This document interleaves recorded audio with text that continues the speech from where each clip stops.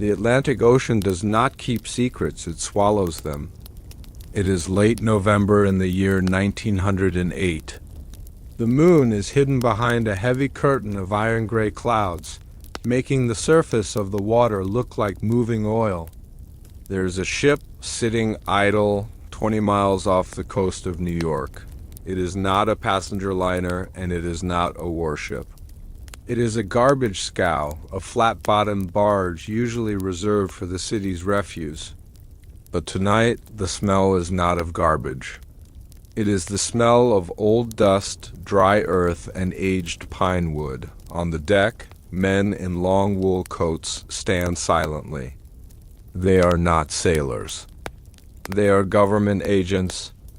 They watch as the crew lifts heavy wooden crates one by one to the edge of the railing. These crates are stamped with a very specific seal.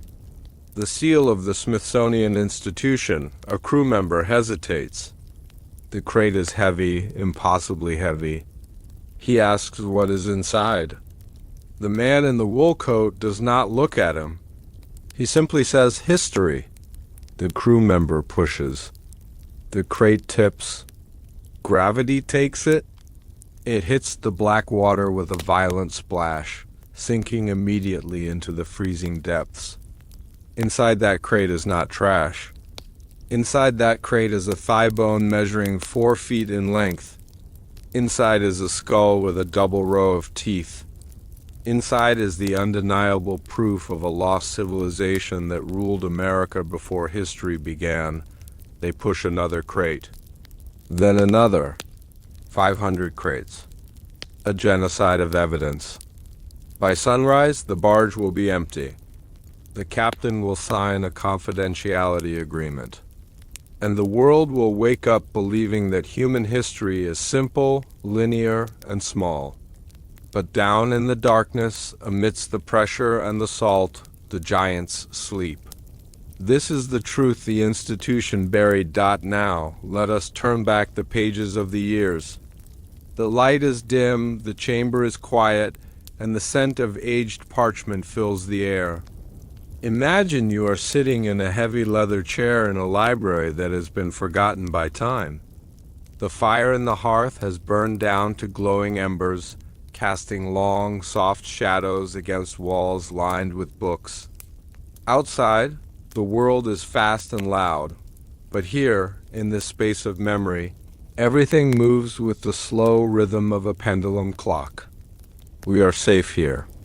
We are free to open the files that were marked forbidden. Relax your shoulders. Let the tension of the day dissolve like ink in water. Breathe in the silence. We are going to travel back to a night where the fog was thick and the secrets were heavy. To understand the barge, we must first understand the silence. The ocean at night is a place of absolute solitude. 20 miles out, the lights of the coast are just a faint, hazy glow on the horizon, like a dying candle. The only sound is the rhythmic slapping of waves against the wooden hull of the barge. It is a hypnotic sound. Slap, recede, slap, recede. It is the heartbeat of the deep. The ship in our story is named the Wasson. It was a sturdy vessel built for hauling coal and steel, but on this particular night, its cargo hold was filled with something far more fragile. The manifest listed the contents simply as geological specimens, Class B. It was a dull, bureaucratic label designed to bore anyone who read it. It was a label designed to stop questions before they could form, but the crew knew this was a lie. Sailors are observant men. They notice the weight of things. They notice how a crate balances when it is lifted. A crate of rocks shifts and grinds. A crate of soil is dense and dead. But these crates were different. They were carefully packed. They were padded with straw and sawdust. When the wind blew across the deck, it carried the faint, dry scent of a desert or perhaps a tomb. The orders had come directly from Washington, D.C. They were signed by a man named John Wesley Powell. In the history books, Powell is a hero, an explorer who mapped the Colorado River, but in the shadows of the archives, his name carries a different weight. He was the director of the Bureau of Ethnology. He was the man who decided what was true and what was myth. And in 1879, he had issued a doctrine that would change the course of American history. He declared that there was no advanced civilization in North America before the arrival of the Europeans. He declared that the thousands of mounds scattered across the Ohio Valley were built by simple, nomadic tribes.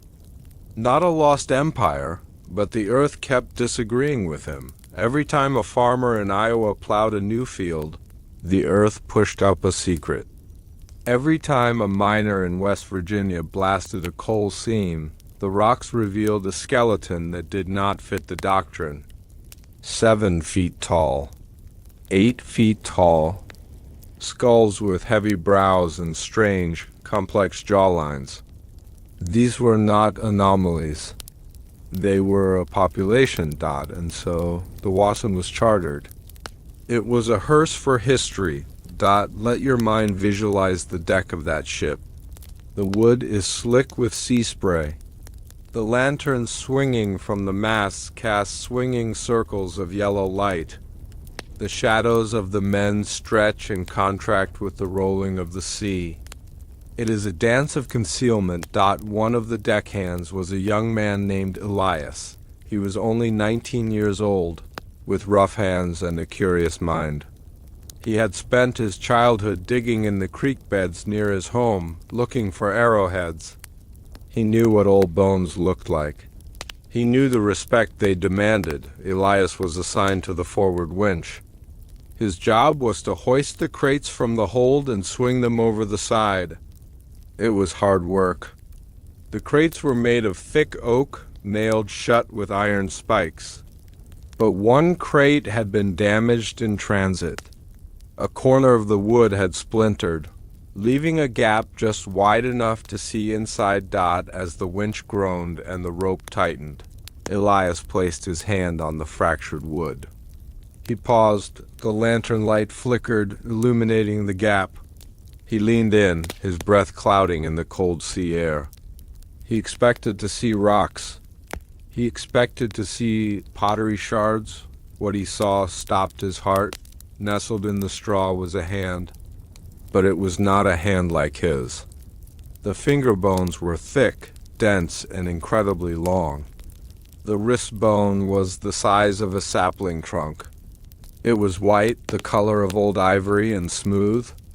It was human, yet entirely other. Elias placed his own hand against the wood for scale. His hand, a grown man's hand, looked like a child's toy. Next to the skeletal remains inside, he realized in that frozen moment that the crate did not contain a single bone. It contained a person who had walked the earth when the forests were young. A person who had stood 8 feet tall and looked out over a land that had no name. Heave! The bosun shouted, breaking Elias's trance. Elias pulled back. He did not speak. To speak was dangerous. The men in the wool coats were watching. They stood near the wheelhouse, smoking cigars, their faces obscured by the brims of their hats. They looked like statues carved from shadow. They were not angry, nor were they sad. They were efficient. They were erasing a mistake. The winch turned. The rope creaked. The crate lifted off the deck, swinging out over the black abyss of the ocean. For a moment, it hung there, suspended between the world of the living and the world of the forgotten. Then the latch was released. There was no ceremony. There was no prayer. There was only the rush of air and the heavy impact. The water swallowed it whole. White foam erupted on the surface, then quickly vanished. The ocean is vast and the ocean is deep. A crate of bones, heavy with calcium and stone, would sink rapidly. It would plummet through the cold layers, past the schools of fish, past the silent currents, down to the silt of the Atlantic floor. Imagine that descent. The crate sinking deeper and deeper, the light from the surface fading until it is gone completely. It settles into the mud a mile beneath the waves. The iron nails will rust. The wood will rot. But the bones? The bones will remain. They are the only witnesses left. Why did they do it?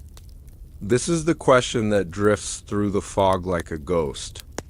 Why go to such lengths? Why charter a ship, hire a crew, and sail into the freezing night just to destroy something? The answer lies in the fragility of power. In the late 19th century, the world was being organized. Science was building a ladder of evolution, placing modern man at the very top. It was a tidy story. It was a comforting story. It said that we are the peak of creation, the smartest, the strongest, the most advanced. But a giant skeleton breaks that ladder. A giant skeleton with a skull capacity larger than a modern human implies that we might not be the first. It implies that we might be the survivors of a decline, not the winners of a race. If there was a race of beings who were stronger, larger, and perhaps even more intelligent than us, and they are gone, then what does that say about our own future?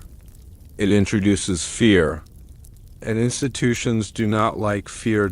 So, the Smithsonian chose the comfort of the lie over the terror of the truth. They chose the Powell Doctrine. They decided that if the evidence did not fit the theory, the evidence must be destroyed. On the deck of the Wasson, the work continued. Hour after hour, crate after crate. It became a rhythm of destruction.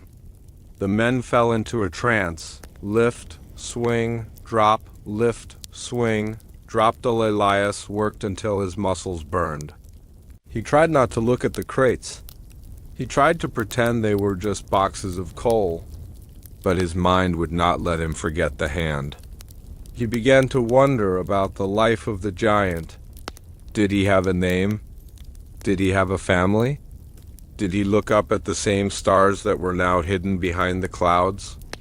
The atmosphere on the ship grew heavier as the night wore on. It wasn't just physical fatigue. It was a spiritual weight.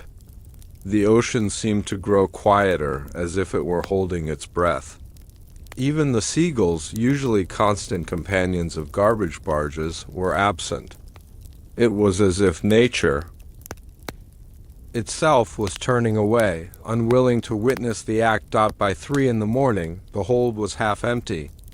250 crates were gone. 250 giants, consigned to the deep. The agents in the wool coats moved closer. One of them took a flask from his pocket and took a long drink. The smell of whiskey drifted across the deck, mixing with the brine. He offered the flask to the captain, who refused with a sharp shake of his head. The captain wanted this over. He wanted to be back in the harbor, away from this strange, silent cargo. It is said that history is written by the victors. But looking at this scene, we must ask, is history written, or is it curated? Is it a record of what happened, or a sculpture of what we want to believe? The barge floated on, a dark speck in a darker universe. And below it, the ocean floor was becoming a graveyard of the inconvenient. Let us pause here for a moment. Let the image of the ship fade slightly. Focus on the feeling of the water. The cold, preserving water. It hides so much. We often look to the sky for mysteries, wondering what is out there among the stars. But perhaps the greatest mysteries are not above us, but beneath us, buried in the earth, sunk in the sea, hidden in the basement of a museum. To understand why those crates had to sink, we must travel inland. We must leave the cold Atlantic and travel back in time to 1879. We find ourselves in the humid, gaslit streets of Washington, D.C. It is a city of marble and mud, a place where a young nation is trying to build its identity. In a high-ceilinged office near the National Mall, a man sits behind a heavy mahogany desk. His name is John Wesley Powell. He is a man of intense focus, with a bushy beard and eyes that seem to drill into the maps spread out before him. Powell is a powerful man. He has the ear of the president and the funding of the Congress. He has just been appointed the first director of the Bureau of Ethnology. The Bureau has a single monumental task: to categorize the history of the North American continent. But there is a problem. The history is messy. It does not fit the narrative that the government needs. The government needs a narrative of manifest destiny. They need the public to believe that the land west of the Mississippi was a savage wilderness waiting to be tamed by civilized men. They need to believe that the native tribes were primitive, scattered, and incapable of great engineering or high culture. If the public knew the truth, the moral foundation of the expansion would crack. Powell looks at the reports coming in from his field agents.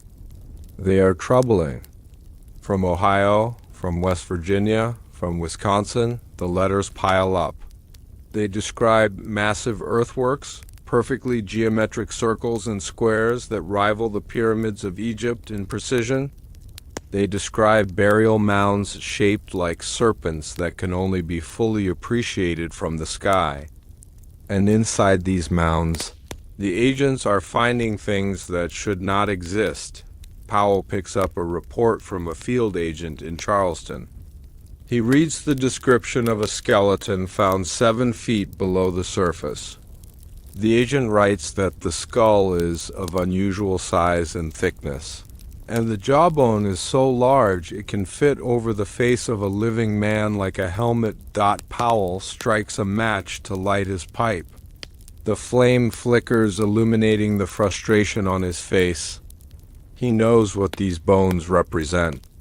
They represent a pre-Adamic race, a civilization that was here long before the tribes that the government is currently fighting. If this gets out, if the newspapers start printing stories about an ancient kingdom of giants, the people will start to ask questions. Who were they? Did we kill them? Are we building our cities on top of their graveyards? So Powell makes a decision. It is a decision that will echo for a century. He dips his pen into the inkwell and begins to draft the Powell Doctrine. It is a dry academic document, but its intent is violent. It states explicitly that there were no higher civilizations in North America. It states that the Mound Builders were simply ancestors of the current tribes, and any physical anomalies like giant skeletons are merely myths or mistakes. This moment, right here in this quiet office, is where the conspiracy begins. It is not born of malice, but of bureaucratic necessity. It is the banality of evil. A stroke of a pen erases 1,000 years of history, but ink cannot dissolve bone. The field agents, the men with the shovels and the brushes, they saw the truth. Let us zoom in on one of these discoveries. The year is 1883. The location is the Kanawha Valley in West Virginia. The mist hangs low over the rolling green hills. A team of Smithsonian excavators is digging into a large conical mound. It is brutal work. The soil is packed hard, mixed with clay and stone. Among them is a man named Dr. Norris. He is a man of science, a man who trusts his eyes. As his shovel hits something hollow, he signals for the men to stop. They brush away the dirt. They reveal a stone sarcophagus. This in itself is rare. The local tribes did not bury their dead in stone boxes. They pry the lid open. The air inside the tomb has been sealed for perhaps 2,000 years.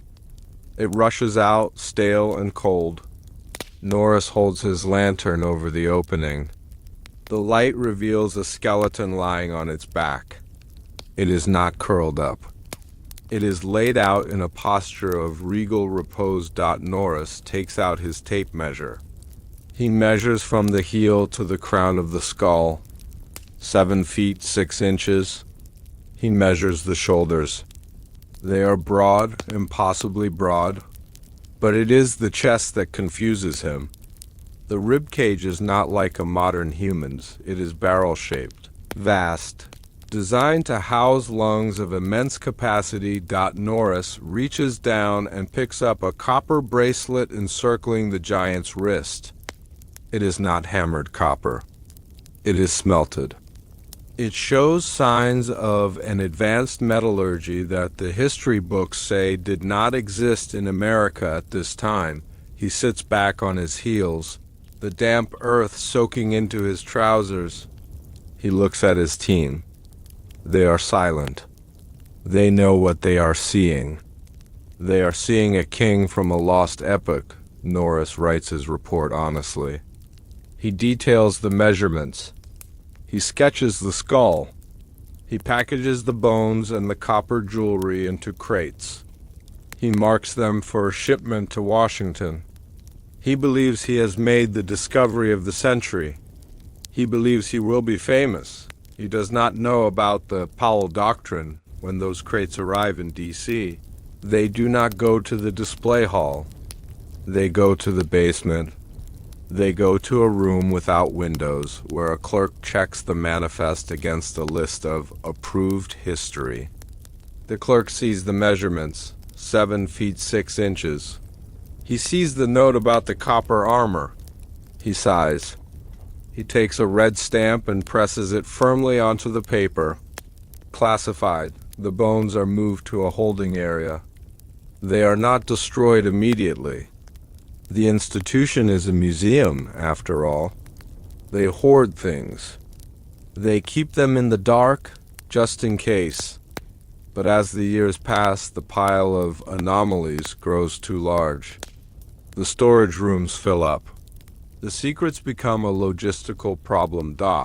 And that brings us back to the barge. The decision to dump them in the Atlantic was a matter of space and a matter of finality. Burning bones takes heat and time. Burying them again risks them being found. But the ocean? The ocean is the ultimate vault. Let us return to the deck of the Wasson. It is now 4 in the morning. The moon has finally broken through the clouds, casting a pale, silver light on the water. The pile of crates is nearly gone. Only a few dozen remain. Elias, the young deckhand, is exhausted. His hands are blistered.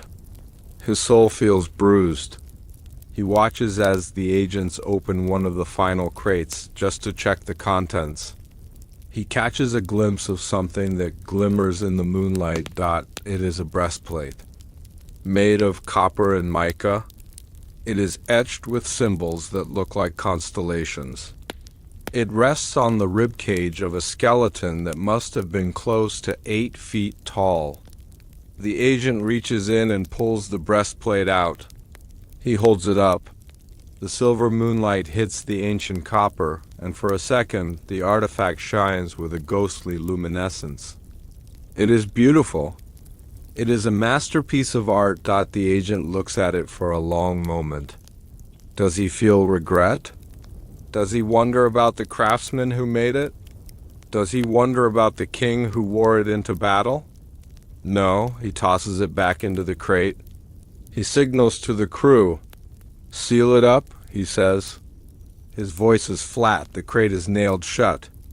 The sound of the hammer hitting the iron spikes echoes across the water. Clang, clang, clang. It sounds like a bell, tolling for a funeral. They push the crate to the edge. This one is the heaviest yet. It takes 4 men to move it. They grunt with the effort. They push it over the rail. Splash. The water churns. The bubbles rise, and then silence. The copper breastplate, the star maps, the 8-foot king, they are all gone. They begin their long, slow drift down to the abyssal plain, asterisk as the last crate disappeared. A strange sense of finality settled over the ship. The job was done. 500 crates. Thousands of bones. Artifacts that could have rewritten the story of humanity. All gone, the agents dusted off their hands. They lit cigarettes. They looked relieved. They had protected the narrative. They had ensured that the history books would remain simple. They had saved the world from the complexity of the truth. The captain gave the order to turn the ship around. The engine rumbled to life, a deep vibration that shook the deck. The Wasson began to cut a slow arc through the water, turning its back on the grave it had just created. Elias stood at the stern, watching the wake of the ship. The white foam churned and swirled, marking the spot where the history of America had been drowned. He felt a deep, hollow ache in his chest. He knew he would never speak of this. He knew that if he did, no one would believe him. Who would believe that the government threw giants into the sea?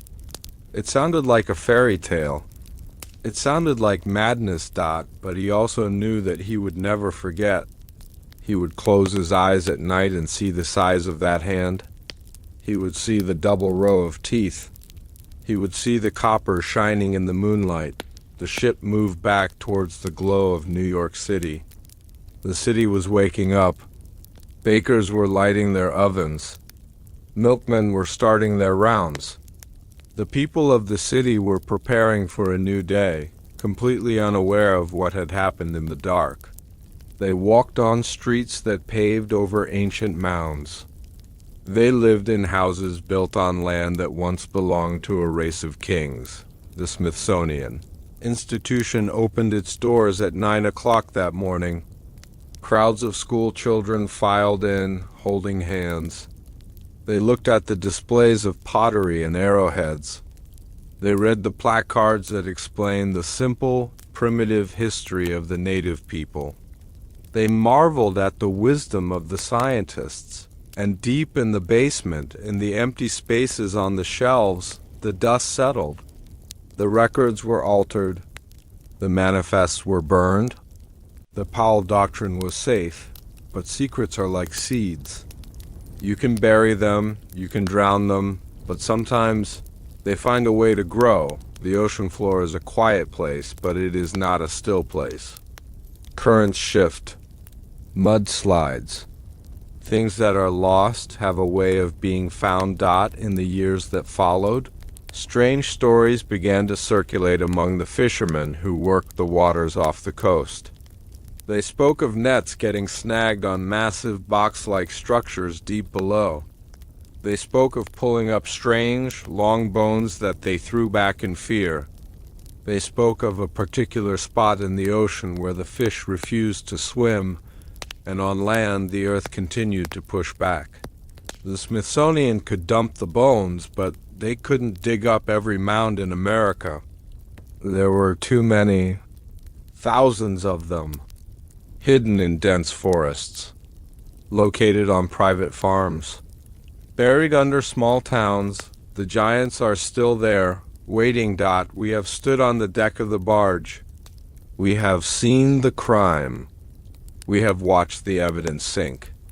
But this is only the beginning of the story. The barge was just the disposal method. The real mystery is, where did they come from? Who were these beings that required such a massive cover-up? To understand that we cannot stay in the ocean, we must go back to the source. We must go to the moment of discovery before the agents arrived. We must look at the documents that slipped through the cracks. We must look at the 1882 annual report that the Bureau tried to recall, but failed. In that report, hidden in the dense academic language, is a slip of the tongue, a confession. As we drift away from the dark waters of the Atlantic, Let the image of the sinking crates fade. Let the sound of the waves turn into the rustling of paper. We are going to open that forbiddance report. We are going to read the words that John Wesley Powell tried to erase. The water hides the bones, but the paper hides the motive. And the paper is waiting for us. History is not always written in blood. Sometimes it is written in ink. It is easy to destroy a civilization with a sword. You burn their cities. You salt their fields. You scatter their people. But to destroy the memory of a civilization takes something far colder. It takes a bureaucrat. It takes a piece of paper. It takes a mandate. In 1879, the United States government found itself facing a problem. The problem was not a war. It was not a famine. The problem was the land itself. As settlers moved west, they kept finding things they could not explain. Massive geometric earthworks, stone towers, skeletons that defied the known biology of man. These discoveries threatened the very foundation of the young country. If there was a great, advanced civilization here before, then the narrative of manifest destiny was a lie. So, the government did what all empires do when faced with a truth they cannot control. They legislated it out of existence. They created a rule, a scientific gag order known as the Powell Doctrine. It was a single administrative decision that declared against all evidence that no higher culture had ever existed in North America. With the stroke of a pen, thousands of years were erased. The giants became myths, the cities became mounds, and the truth became the enemy of the state. This is the truth the institution buried. Now, let us turn back the pages of the years.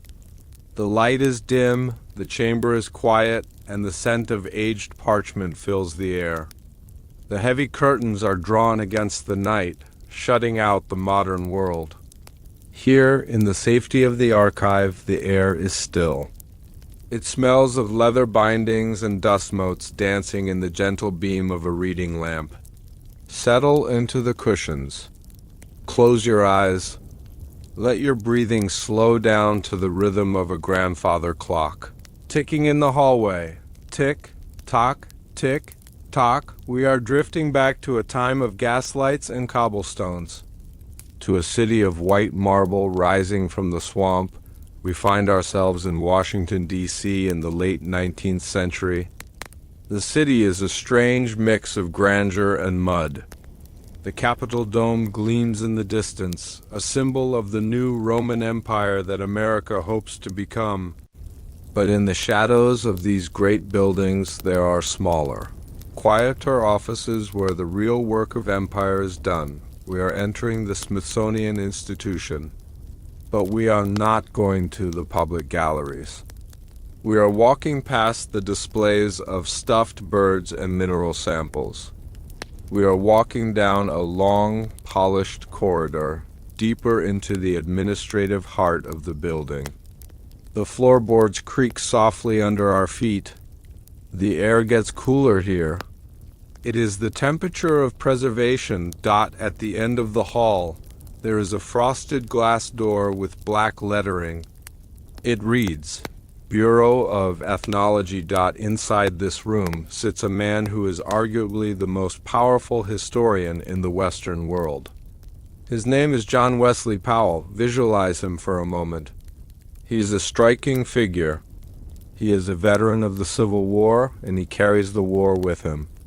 His right sleeve is pinned to his coat, empty, for he lost his arm at the Battle of Shiloh.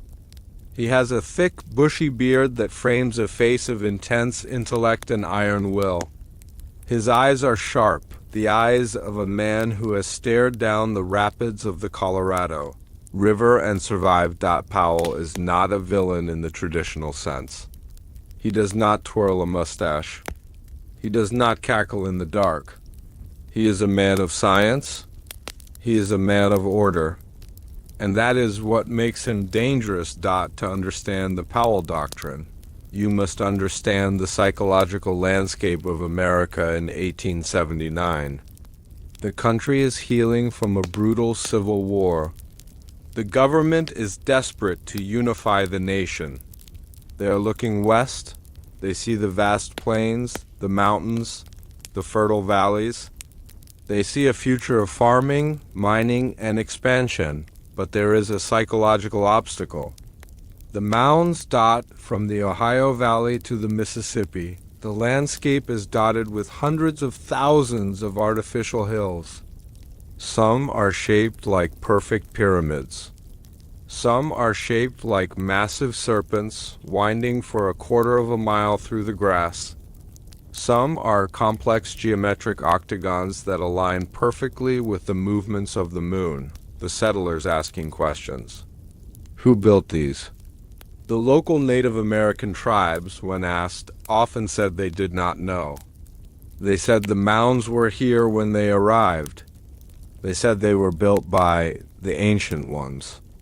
This created a vacuum, and in that vacuum theories began to grow. People whispered about a lost race of Israelites. They whispered about Vikings. They whispered about Atlanteans. And most persistently, they whispered about a race of giants. This was unacceptable to Washington. If the land had been occupied by a sophisticated, ancient white race or a race superior to the current settlers, it complicated the moral right to seize the land. It suggested that America was not a virgin wilderness, but a graveyard of empires. John Wesley Powell was given a task. It was unspoken, but it was clear. Tidy up history. Make it simple. Make it linear. Make it support the expansion. And so, sitting at his desk, surrounded by maps and field reports, Powell formulated his doctrine. It was not a law passed by Congress, it was a scientific policy. It stated that the Native American tribes were the only people who had ever lived on this continent. It stated that they were savages who had remained in a static state of development for thousands of years. Therefore, he reasoned, they could not have built the mounds.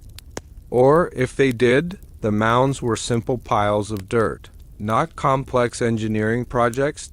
This was the genius of the lie. He didn't deny the mounds existed. He denied their sophistication. He denied their mystery. Imagine the atmosphere in that office as he wrote this down. The scratch of the steel nib pen against the paper. The smoke from his pipe curling up into the yellow gaslight. Outside, the carriages rattled on the cobblestones. Inside, a man was building a wall. Not a wall of stone, but a wall of words. He was establishing a filter. From this day forward, any artifact found by a Smithsonian agent had to fit through this filter. If an agent found a simple arrowhead, it fits, catalog it. If an agent found a clay pot, it fits, catalog it. If an agent found a skeleton that was 5 feet 8 inches tall, it fits. Catalog it. But what if an agent found a skull with a double row of teeth? What if they found a skeleton 7 feet 8 inches tall? What if they found a copper breastplate with complex metallurgy? The filter blocks it. It does not fit the doctrine. Therefore, it cannot be real. Therefore, it is a mistake, a hoax, a mismeasurement. And if it is a mistake, it does not belong in the museum. It belongs in the museum. It belongs in the basement. Or, as we saw in the previous chapter, it belongs at the bottom of the Atlantic Ocean. The Powell Doctrine was effective because it was boring. It wrapped the cover up in the language of academia. It used words like stratigraphy and classification to hide the act of erasure. It made the giants boring. It made the magic mundane. But let us look deeper into the mind of Powell. Was he purely political? Or was there a genuine fear? There's a letter buried deep in his personal correspondence where he writes about the mania of the public. He hated the wild theories. He hated the idea that people believed in monsters and lost kings. He was a man of the Enlightenment. He wanted a world that could be measured, categorized, and controlled. The giants represented chaos. They represented a biology that science could not explain. They represented a history that Scripture did not account for. To a man like Powell, chaos was the enemy. He had seen enough chaos on the battlefield of Shiloh. He wanted order. Even if he had to manufacture it. So, the orders went out to the field agents. Limit your reports to the known tribes. Discourage speculation. Send all anomalous finds directly to Washington for review. Review.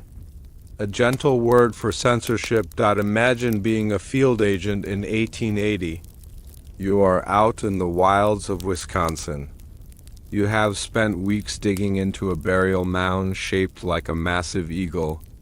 You are tired. You are dirty. And suddenly, your shovel hits something hard. You brush away the dirt and find a tablet made of slate, covered in strange hieroglyphics that look nothing like local tribal markings. They look Phoenician. That your heart races. This proves that ancient sailors crossed the ocean thousands of years before Columbus. This changes everything. You pack it up. You send it to Washington with a detailed letter. You wait for the acclaim. You wait for the news to break. Nothing happens. Weeks pass. Months pass. You write to the bureau.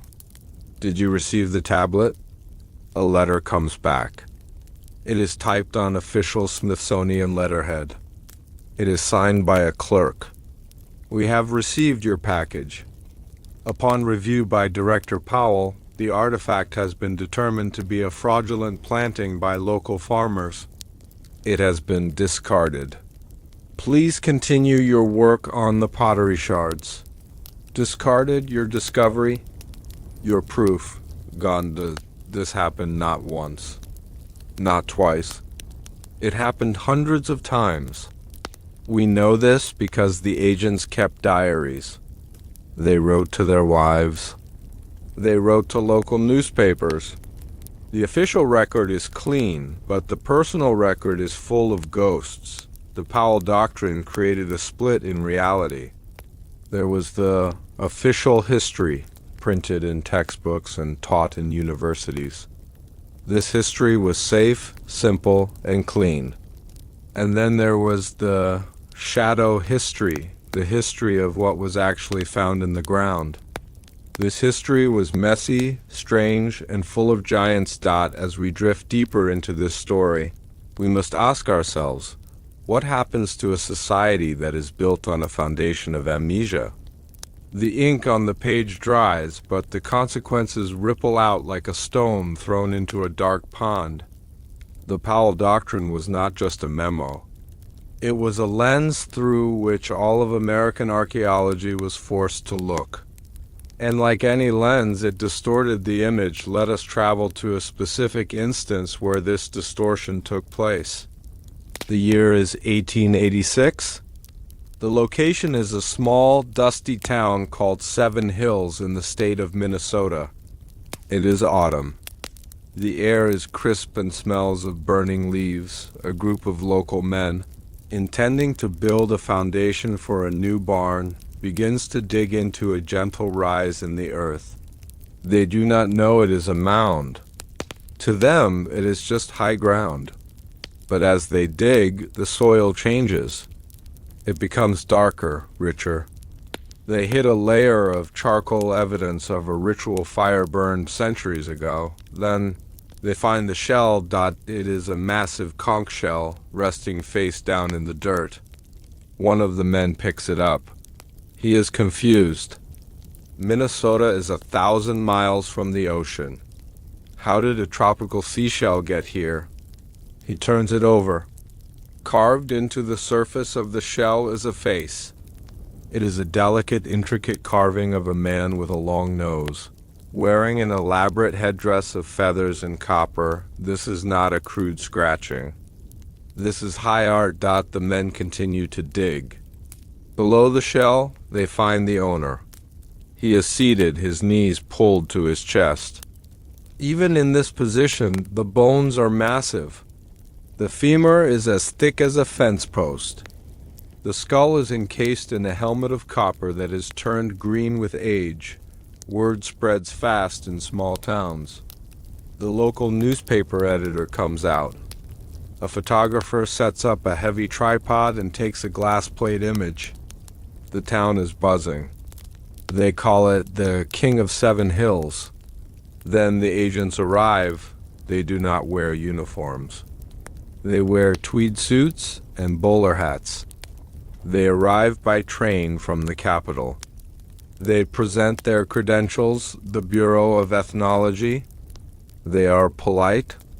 They are educated. They speak with the authority of the government. They tell the farmers that they are here to preserve the find. They take the shell. They take the copper helmet. They take the massive bones. They crate them up, just like on the barge. They tell the editor that the photographs are needed for scientific analysis and confiscate the glass plates. The town watches them leave. They feel a sense of pride. Their king is going to the Smithsonian. He will be famous, but if you search the Smithsonian records for the King of Seven Hills, you will find nothing. No entry, no photograph. No shell. According to the Powell Doctrine, the King of Seven Hills was impossible. Trade routes stretching from the Gulf of Mexico to Minnesota? Impossible. Advanced copper armor? Impossible. A skeleton of that size? Biologically impossible. So he ceased to exist. This was the efficiency of the machine Powell built. It was a vacuum cleaner for anomalies. It sucked up the strange and the unexplained and deposited them into the black hole of the archives. But why? Why was Powell so afraid? We must look at the intellectual climate of the time. This was the age of Darwin. Evolution was the new religion of science. It preached a slow, steady climb from primitive to advanced. The idea that humanity had a golden age in the past, or that there were races in the past that were physically superior to modern man, contradicted the Darwinian model. If the giants existed, then we are not evolving. We are shrinking. We are devolving. This terrified the Victorian mind. They wanted to believe that they were the pinnacle of creation. They wanted to believe that the white man of the 19th century was the smartest, tallest, most advanced being to ever walk the earth. A 7-foot-tall ancient warrior with a larger brain capacity ruined that ego. So Powell wasn't just protecting the land claims. He was protecting the ego of modern civilization. He was protecting the timeline. Let your mind wander through the endless shelves of the Smithsonian's Level B storage. Imagine the boxes that resulted from this doctrine. Box after box labeled hoax, bare bones, misidentified. Inside those boxes are the pieces of the puzzle that don't fit. There is a strange tragedy in this. John Wesley Powell was a man who loved the West. He loved the canyons and the rivers. He was an explorer at heart. Yet, he became the jailer of its deepest secrets. He built a cage of logic and locked the truth inside. The doctrine created a culture of silence among archaeologists that lasts to this day. Even now, modern archaeologists are taught to ignore the fringe. If they find something too strange, they rebury it. They don't report it because they fear for their careers. They fear being laughed at. The ghost of Powell is still sitting at that desk, shaking his head, holding the red stamp. but the earth is patient. The earth remembers. And sometimes the bureaucracy makes a mistake. Sometimes in the sheer volume of paperwork, a truth slips through. Powell was thorough, but he wasn't perfect. He had many agents and many reports to file. And in the year 1882, just 3 years after the doctrine was established, something happened. A report was published. It was the annual report of the Bureau of Ethnology. It was a massive, thick book intended for Congress and libraries. Usually these reports were carefully scrubbed. But in 1882, perhaps the editor was tired. Perhaps the typesetter was distracted. Perhaps Powell was away on an expedition. Because in that book on page 113 there is a table. A simple data table. It lists the excavation results for the year. And there, in black and white, printed by the government printing office, are the measurements. Skeleton 1, length 7 feet 2 in. Skeleton 2, length 7 feet 4 in. Skeleton 3, length 8 feet 1 in. It is there. An admission of guilt printed in their own book. A crack in the wall. Think about the weight of that book. The 1882 annual report. It sits on shelves in dusty university basements even today. Most people walk past it. It looks boring. It looks like dry government data. But if you pull it off the shelf, if you blow off the dust and turn the pages, you are holding the smoking gun. It is a rare moment where the lie forgot to cover its tracks, but for the people living in the late 19th century, the Powell Doctrine was absolute. It changed the way they saw their own land. Before the doctrine, a farmer finding a mound felt a sense of wonder. He felt he was living in a land of mystery. After the doctrine, the mound was just a pile of dirt. The mystery was drained away. The world became smaller. This is the true crime of the cover-up. It is not just about bones. It is about the theft of wonder. It is about telling a population that there is nothing left to discover, that the past is simple and known. When you take away a people's history, you take away their roots. You make them feel like they are floating on the surface of time, with nothing beneath them to hold on to. The giants were not just monsters or curiosities. They were the old ones. They were the evidence that humanity is far older and far stranger than we are told. By hiding them, the Smithsonian trapped us in a small room. They locked the door and told us that this room is the entire universe, but we know the room has windows. We know there is a world outside. As we lay here, safe in the comfort of the night, let us challenge the doctrine in our own minds. Visualize the landscape of America as it truly was. Strip away the highways. Strip away the shopping malls. Strip away the modern cities. See the great forests. And rising above the trees, see the mounds. White limestone gleaming in the sun. Smoke rising from the sacred fires. And standing on top of those mounds, the figures, tall, powerful, clad in copper that shines like gold. They are watching the stars. They are mapping the galaxy.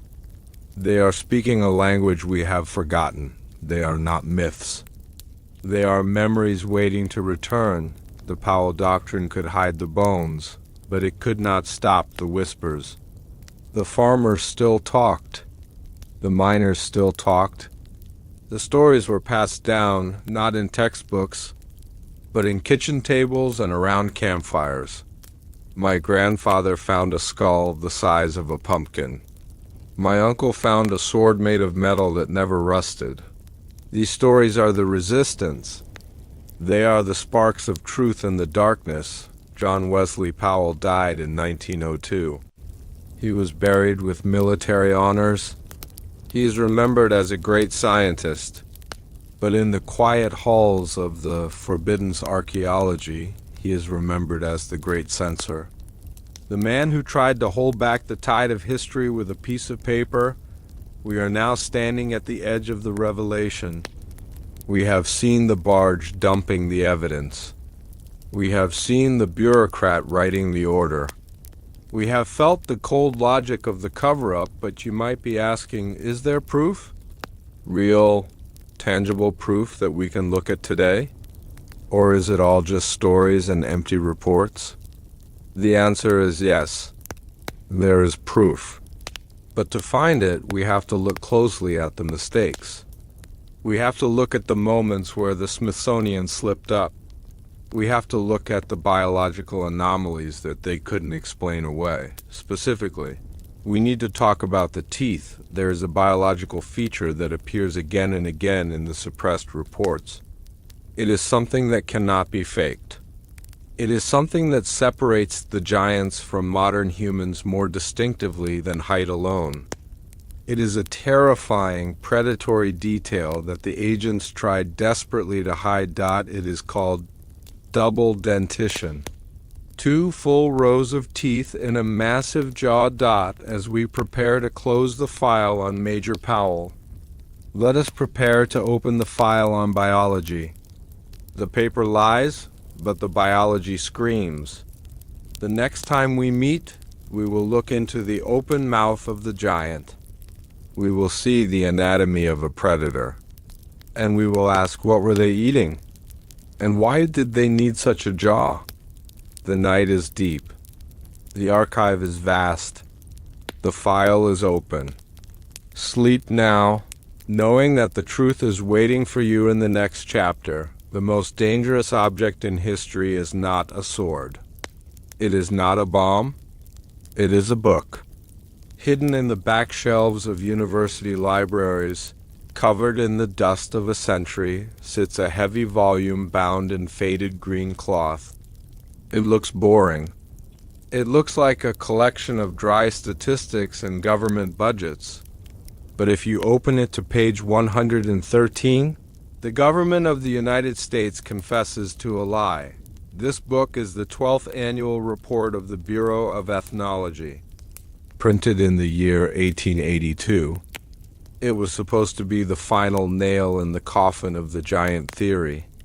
It was supposed to prove, once and for all, that the ancient mounds contained nothing but the remains of ordinary men. But the bureaucracy made a mistake. In their arrogance, they published the raw field notes of their agents. They printed the measurements. 7 feet. 7.5 feet. 8 feet. They printed the truth in their own book, and then they spent the next 100 years trying to make us forget they ever wrote it. They thought no one would read the tables. They thought no one would check the math. They were wrong. The evidence is not lost. It is not at the bottom of the ocean. It is sitting on a shelf, waiting for someone brave enough to turn the page. This is the truth the king buried. Now, let us turn back the pages of the years. The light is dim, the chamber is quiet, and the scent of aged parchment fills the air. We are moving away from the loud, echoing halls of the government offices. We are entering a sanctuary of silence. Imagine a private study lined from floor to ceiling with books. The curtains are heavy velvet, blocking out the cold wind of the night. There is a fire crackling softly in the hearth, sending waves of warmth into the room. You are sitting in a deep leather armchair. The world outside has stopped. The noise of the traffic, the demands of the day, the worries of tomorrow, they have all faded away. There is only the soft light of the reading lamp and the heavy book resting on your lap. Feel the weight of it. It is a dense physical object. The cover is rough to the touch, worn by time. The gold lettering on the spine is faded, but still legible. It says, Annual Report of the Bureau of Ethnology, 1880-2. Take a deep breath. Inhale the smell of old paper and binding glue. It is a smell that connects us to the past. Open the cover. The pages are stiff. They make a crisp, dry sound as you turn them. We are looking for the truth hidden in the ink. To understand why this book is so important, we must remember the atmosphere of the time. It is the early 1880s. The Smithsonian Institution is fighting a war for the history of America. On one side, there is the Powell Doctrine, which says that the past was simple and primitive. On the other side, there is the earth itself, which keeps coughing up monsters. John Wesley Powell, the director, needed to publish a report. He needed to show Congress that his bureau was working. He needed to justify his funding. So, he ordered his agents to send in their data. He wanted numbers. He wanted maps. He wanted to look scientific, but science is a double-edged sword. If you record the data honestly, you might find things you do not want to find. The book you are holding in your mind is a compilation of these field reports. It was printed by the government printing office. It was distributed to libraries, universities, and foreign dignitaries. It was meant to be the official record of the year's excavations. Let us turn the pages slowly. We passed the introduction. We passed the long, rambling essays about pottery styles and linguistic roots. These sections were written by the academics in Washington, men who had never held a shovel in their lives. They write with great confidence, assuring the reader that the Mound Builders were simple ancestors of the modern tribes. But then we reach the middle of the book. The fieldwork section, this is where the tone changes. These pages were not written by the academics. They were written by the men in the dirt. Men like P.W. Norris, men who were sweating in the heat of West Virginia, measuring bones with wooden rulers. Let us stop at page 113. The text describes an excavation in the Kanawha Valley. The language is dry and clinical. It talks about soil composition. It talks about the depth of the grave. And then, without any fanfare, without any bold text, it lists the subject found in the center of the mound. No, 5, the report reads. Skull of large size. Femur length 21 inches. Tibia length 16 inches. Estimated height of living individual 7 feet 6 inches. Read that again in your mind. 7 feet 6 inches. In 82, the average height of an American man was 5 feet 7 inches.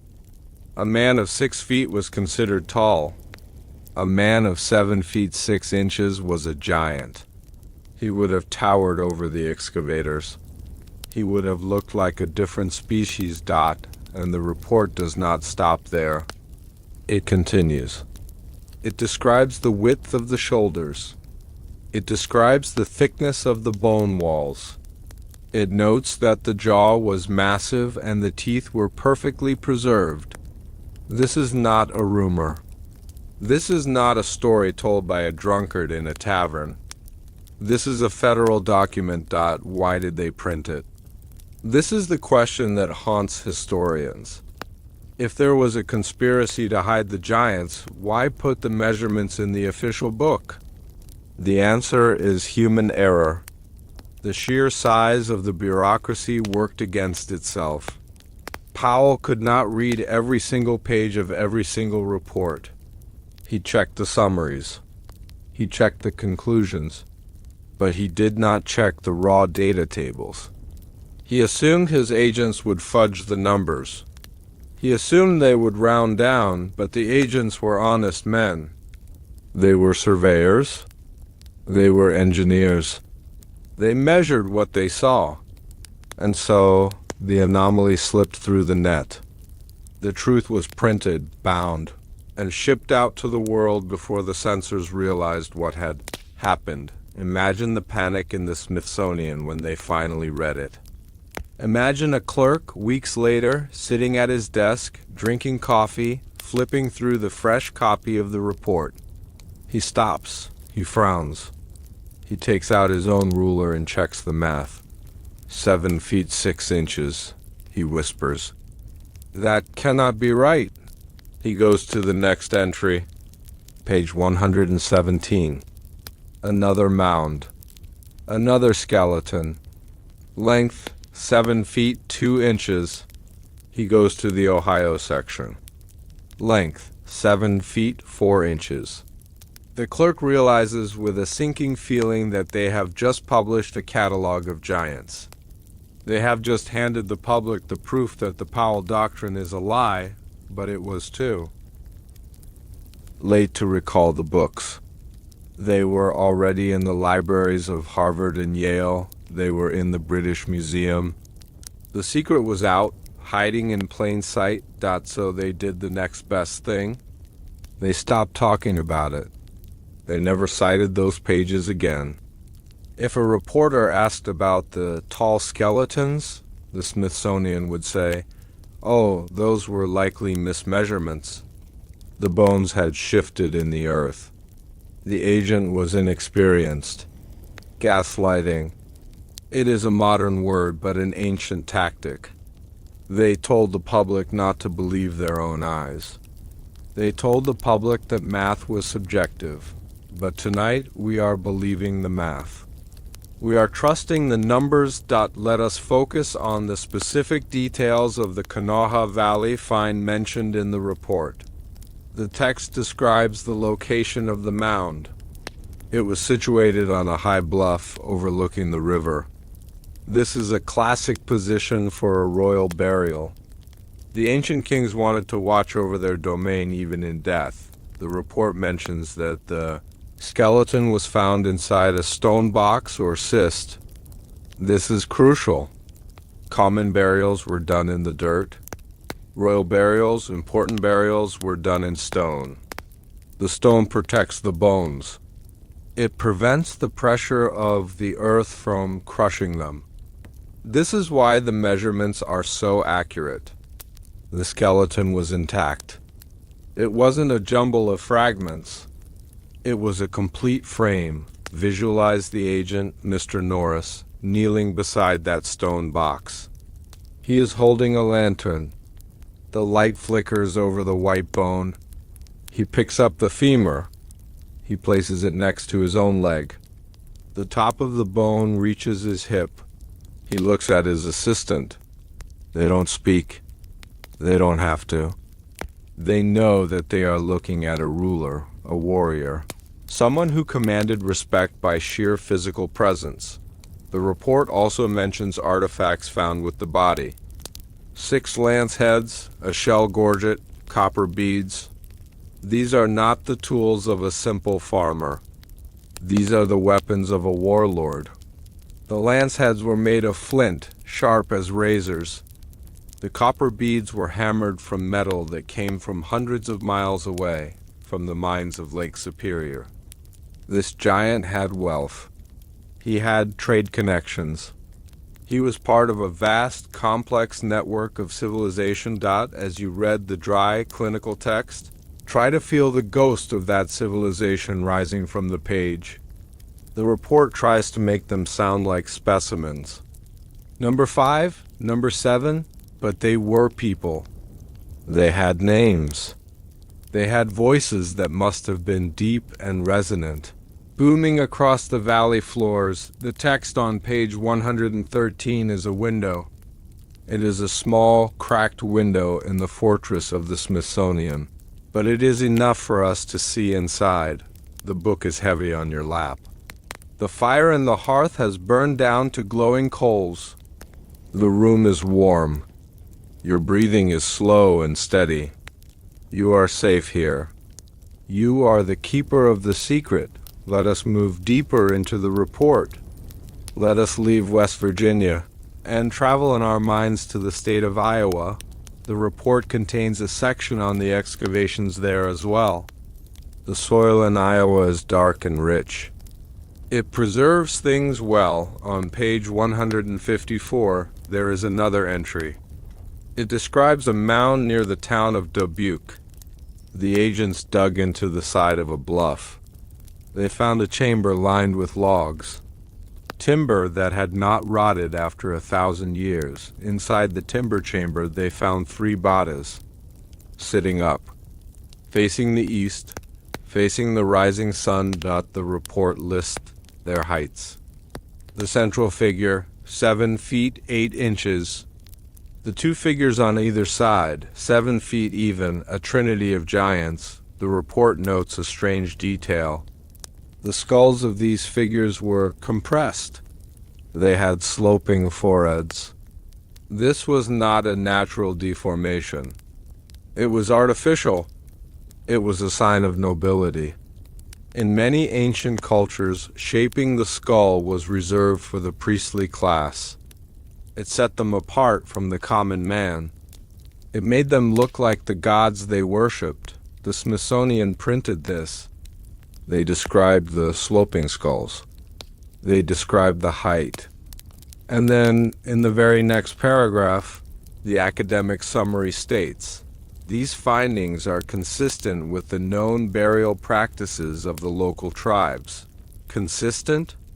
How is a 7'8" king with a shaped skull consistent with a tribe whose average height was 5'6"? The cognitive dissonance is stunning. It is like reading a report that describes a unicorn, the horn, the white fur, the magic, and then concludes, this is a horse. This is the power of the printed lie. If you surround the anomaly with enough boring text, people will fall asleep before they notice the monster, but we are not asleep. Not in that way. We are awake to the truth, even as our bodies drift towards rest. Who was the man who wrote these numbers? Who was the hand behind the pen? To understand the report, we must understand the witness. His name was Philetus W. Norris, P.W. Norris. He is a forgotten figure in American history, but he is the hero of our story tonight. Norris was not a desk jockey. He was not a politician. He was a mountain man, a poet, and a soldier. He had served as the second superintendent of Yellowstone National Park. He knew the wilderness. He knew the feeling of the earth under his boots.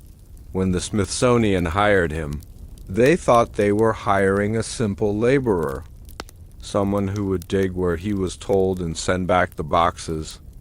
They did not realize they were hiring a man of intense curiosity and absolute integrity. Norris traveled through the Mississippi Valley in a wagon. He slept under the stars. He ate beans and hardtack. He spoke with the local farmers, listening to their stories about the big bones they found when plowing.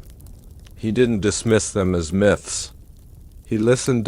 When Norris excavated a mound, he did it with the care of a surgeon. He didn't just smash through the top looking for gold. He peeled back the layers of soil, reading the history of the construction. He noticed the layers of ash, the layers of clay, the layers of stone. And when he found the giants, he didn't panic. He measured. Imagine Norris sitting in his tent at night. The wind is howling outside. The oil lamp is flickering. He is writing in his journal. He is tired. His back aches. But he knows he has to get the numbers right. He dips his pen in the ink and writes, 7 feet 6 inches. He pauses. He looks at the number. He knows what it means. He knows it contradicts everything they are saying in Washington. He wonders if he should change it, if he should shrink the king to fit the doctrine. But Norris is a man of the frontier. In the wild, if you lie to yourself, you die. If you ignore the tracks of the bear because you don't want the bear to be there, the bear will kill you. Reality must be respected. So he leaves the number. He sends the report. It is a small act of rebellion, a quiet defiance. And because of him, we have the proof. The 1882 report is full of these moments of defiance. It is a patchwork of truth stitched into a blanket of lies. Let us look at another entry. This one is from a county in Wisconsin. The report describes a copper artifact found with a massive skeleton. It was not a weapon. It was not a piece of jewelry. It was a tool. A plumb bob. A weight used by builders to ensure a wall is perfectly vertical. Think about the implications of this. A plumb bob is a tool of architecture. It is a tool of mathematics. It implies that these giants were not just wandering warriors. They were builders. They were architects. They understood geometry. They understood gravity. If they were building structures that required plumb bobs, where are those structures now? The report hints at the answer. It mentions stone towers and walls of vitrified brick, but these descriptions are brief. They are cut short. One gets the feeling that the editor in Washington took a red pen to these sections. Too advanced, the editor whispered. Cut it out. But they left the plumb bob. A small, heavy clue. The text of the report is hypnotic in its repetition. Mound after mound. Bone after bone. It creates a rhythm. Dig, measure, record, dig, measure, record. It is a litany of the dead dot as you listen to this. You might feel a sense of tragedy. These beings, whoever they were, ruled this land for centuries. They had a culture. They had a religion. They had families. And now they are reduced to a single line in a government table. Item 5. Item 7. It is a second death. The death of identity, but the book preserves them in a way. It freezes them in ink. It keeps them waiting for us to rediscover them. The physical volume of the 1882 report is massive. It is over 400 pages long. It contains beautiful lithographs drawings made from the sketches of the agents. Some of these drawings show the mounds before they were destroyed by modern farming. They show complex shapes, octagons, circles connected by long avenues. There is one drawing in particular. It shows a cross-section of a mound. It shows the layers of earth. And at the bottom, in the center, there is a small drawing of a skeleton. The artist has drawn it to scale. It is huge. It fills the entire burial chamber. The artist saw it too. The artist knew. The book is a collaboration of witnesses. The agent. The artist. The typesetter. They all played a part in smuggling the truth past the censors. Why is this book so hard to find today? You cannot buy it in a bookstore. You cannot find it on the shelf of your local library. Most of the original copies were lost or damaged over the years. The Smithsonian quietly removed them from circulation. They replaced them with newer, sanitized reports. Reports that left out the tables. Reports that changed the measurements. This is how the memory hole works. You don't burn the books. That looks too suspicious. You just misplace them. You let them fall apart. You stop reprinting them. And eventually the knowledge fades, but thanks to the digital age, thanks to the scanners and the archives. The 1882 report has resurfaced. The text is available. The secret is out. You are now part of the circle of knowledge. You know about page 113. You know about Norris. You know about the plumb bob. The weight of the book on your lap feels lighter now. It is not a burden. It is a key. Let us close the book for a moment. Let the dust settle. Let us look around the room again. The shadows are long. The fire is low. The silence is deep. We have established that the government knew. We have established that they printed the evidence. But there is one question left hanging in the air. One biological detail that is even more disturbing than the height. We mentioned it briefly in the previous story, but we did not open the file fully. We were not ready. But now, with the authority of the 1882 report behind us, we can look at the physical anomaly that scared the agents the most. It wasn't the height. You can explain away height. You can say it was a pituitary gland disorder. You can say it was gigantism, but you cannot explain the teeth. In the margins of the field notes, written in trembling handwriting, are observations that never made it into the official summary. The agents describe skulls with jaws that are double the size of a normal man.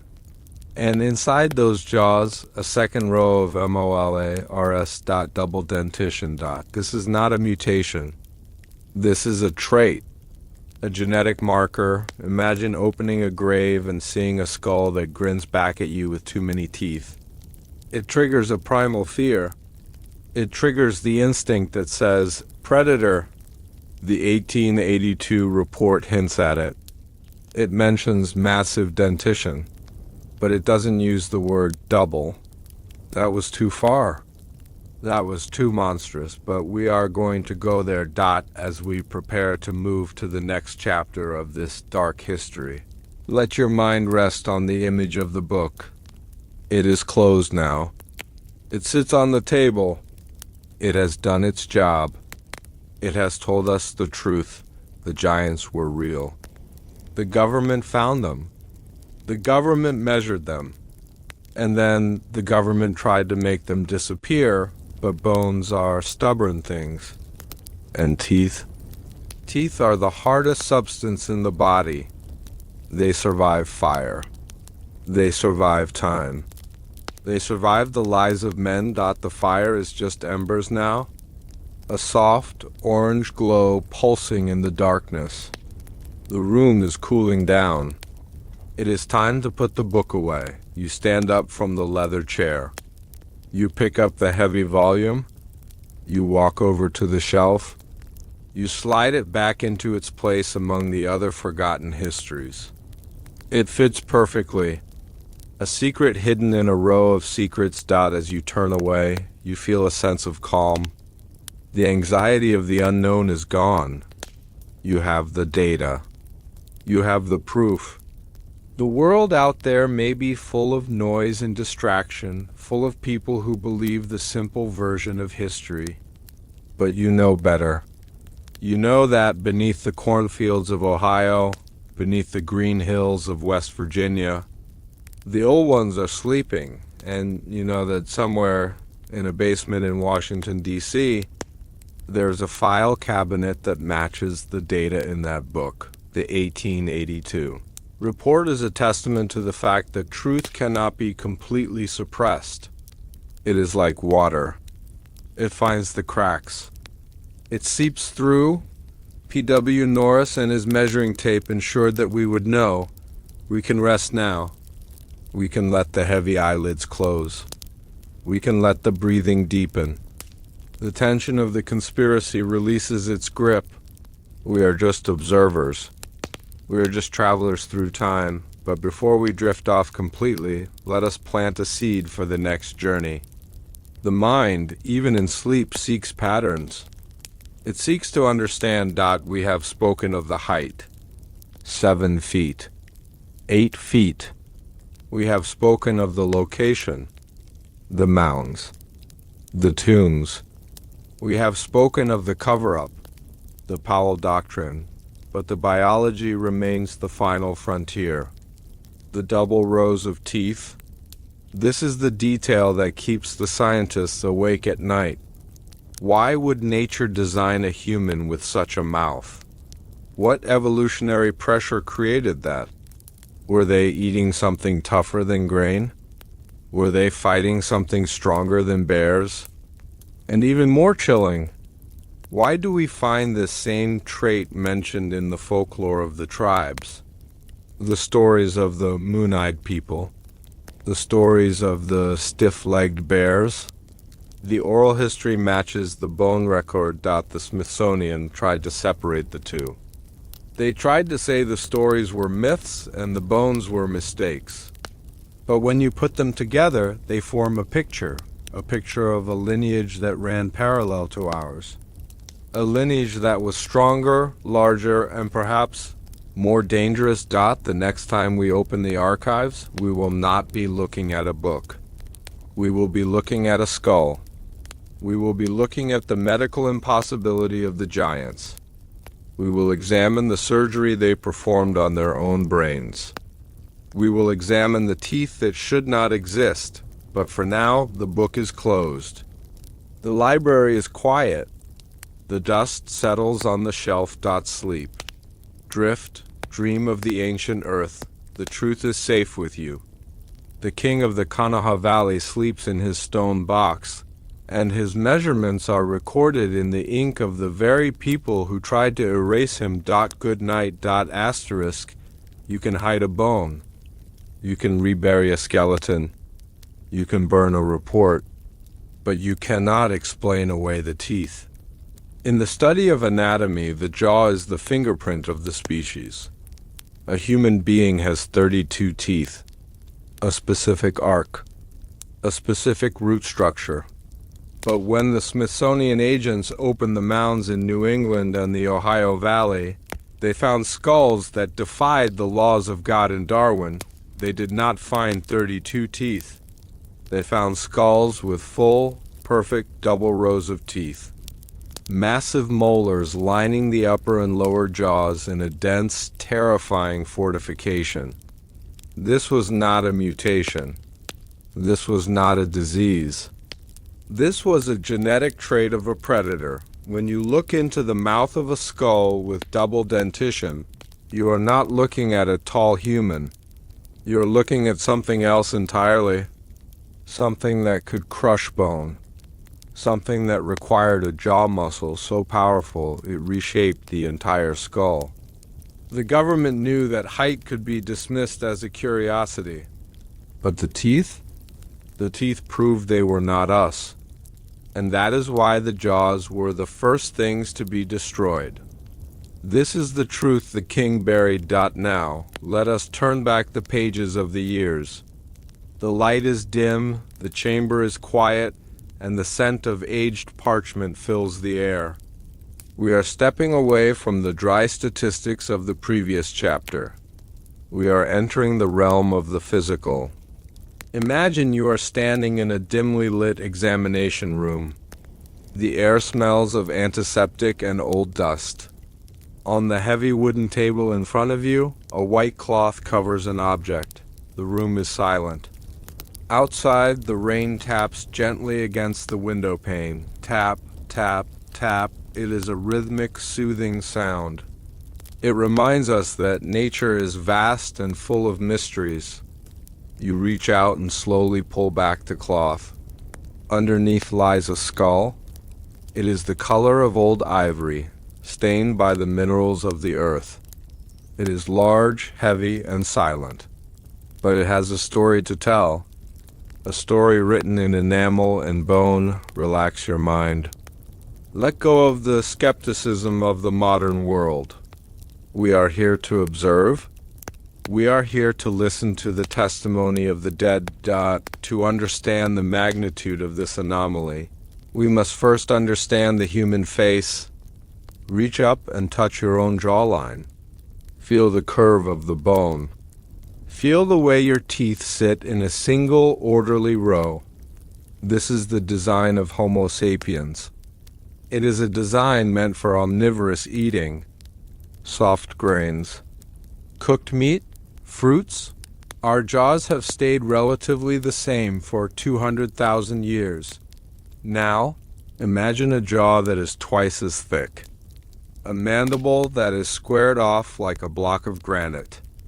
This is the jaw of the giants found in the American mounds. The reports of double-dentition are not isolated. They are not rumors from a single village. They span the entire continent. From the granite hills of New Hampshire to the sandy islands of California, the excavators found the same thing. Let us travel to a specific moment in time. The year is 1895. The location is Deerfield, Massachusetts, a place of deep history and colonial shadows. A team of laborers is digging a foundation for a new bank. They dig down 6 feet, past the frost line, past the roots of the old oak trees. Their shovels hit stone. They uncover a burial chamber. It is not a Christian grave. It faces the wrong way. Inside, they find a skeleton. The man measures 8 feet tall. The local doctor is called. His name is Dr. Porter. He is a man of science, a graduate of Harvard. He arrives with his black bag, expecting to identify a Native American warrior. He picks up the skull. He turns it over, and he drops it. Dr. Porter writes in his journal that the skull had a double row of teeth on both the upper and lower jaws. He notes that the teeth were perfectly sound, with no decay. Think about what that means. Double rows, like a shark, or like a piece of heavy machinery designed for grinding. In nature, form follows function. You do not evolve a second row of teeth for no reason. Extra teeth require extra energy to grow. They require a massive blood supply. They require a skull structure that can support the pressure of using them. If these beings had double teeth, it means they were eating something that required immense crushing power.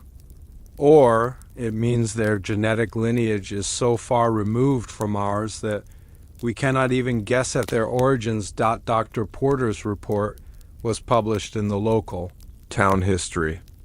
It was seen by hundreds of people. The skull was put on display in the bank window for a week. Children pressed their noses against the glass, staring at the monster.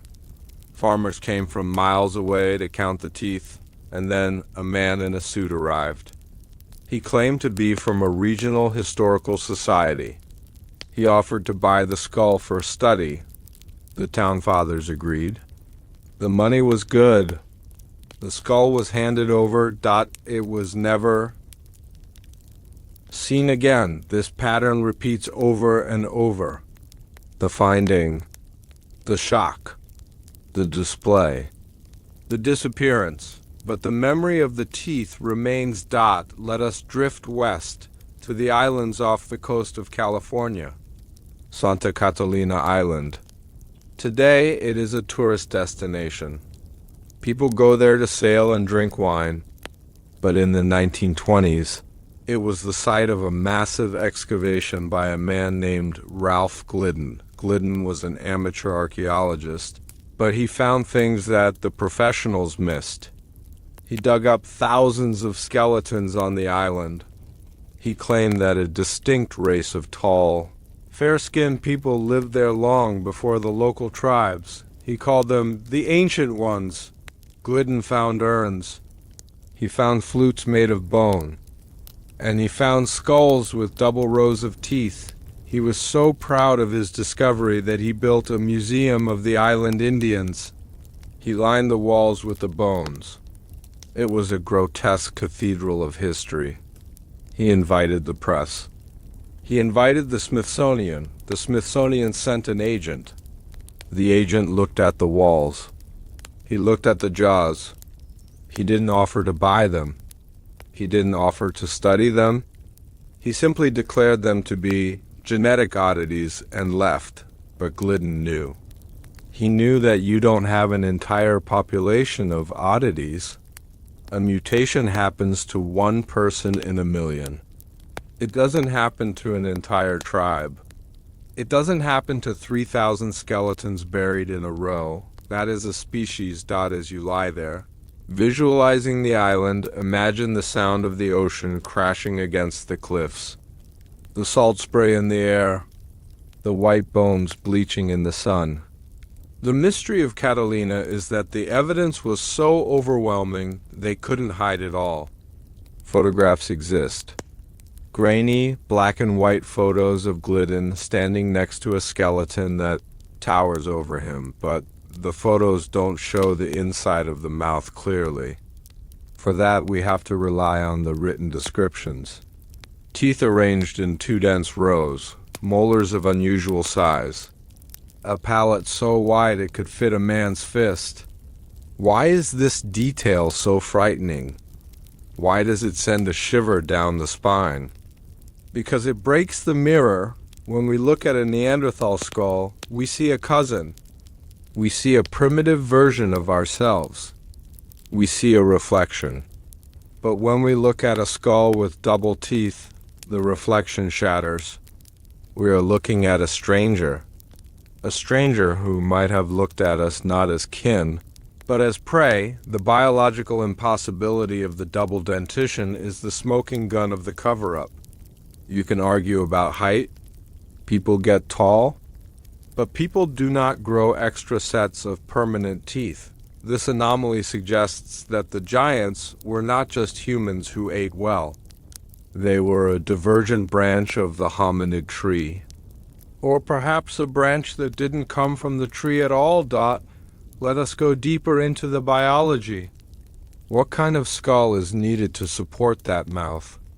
The Smithsonian reports the ones that weren't burned mention massive zygomatic arches. These are the cheekbones. The cheekbone is the anchor for the jaw muscle. If you have a double row of teeth, you need a muscle that is 3 times the strength of a human's. To support that muscle, you need cheekbones that flare out wide. This would give the giants a very specific look. Broad, flat faces, heavy, hooded eyes. A jawline that looked like a steel trap. It is a face that commands authority.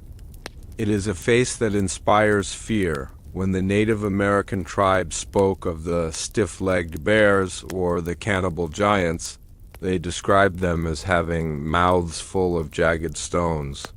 For centuries, historians thought this was poetry. They thought it was a metaphor for a fierce warrior, but what if it was literal? Mouths full of jagged stones. Double rows of teeth. The folklore matches the forensics. The stories match the bones. The silence of the Smithsonian on this issue is deafening. They have thousands of skeletons in their storage. They have drawers labeled pathology. But they have never published a paper on the double-dentition phenomenon. They treat it like a taboo. Why?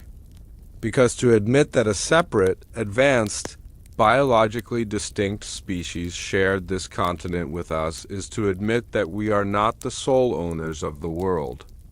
It raises questions about our origins. It raises questions about our dominance. If they were stronger than us, if they were bigger than us, if they had better teeth than us. Why are they dead? And why are we alive? Did we kill them? Did we swarm them like ants swarming a beetle? Or did something else happen? A cataclysm? A plague? The teeth might hold the answer to that too. The mystery of the teeth is not just about anatomy. It is about geography. If this were a localized mutation, we would find it in one valley. We would find it in one family tomb. But the double-dentition anomaly ignores borders. It ignores climates. It appears in the snows of Minnesota and the deserts of Nevada. This implies a civilization that traveled, a bloodline that spread. Let us look at a case in the Midwest. The year is 1912. The place is Lake Delavan, Wisconsin. The excavations here were led by the Beloit College, a respectable institution. They opened 18 mounds. They found 18 skeletons. The headlines in the New York Times the next day read, "Strange skeletons found in Wisconsin." The article described the skulls. The noses are long and slender, the cheekbones high, and the jaws are of immense size. And buried in the text, the detail that we are hunting. The dentition is irregular and crowded, with extra molars appearing in the rear of the jaw, crowded. Extra, the reporter was trying to be polite. He was trying to describe a double row without using the words double row. He was trying to make it sound like a dental problem rather than a species trait, but the farmers who saw the skulls knew better. They saw the symmetry. A dental problem is messy. Crooked teeth are random, but the teeth of the Lake Delavan giants were perfect. They were lined up like soldiers. This implies a genetic blueprint. It implies that these beings were designed this way. Let your mind drift to the dusty plains of Nevada, to a cave known as Lovelock Cave. In 1911, miners were digging out bat guano for fertilizer. They dug down 4 feet and hit a layer of woven tool mats. Beneath the mats, they found mummies. These were the red-haired giants of Paiute legend. The C-T-Cia-H.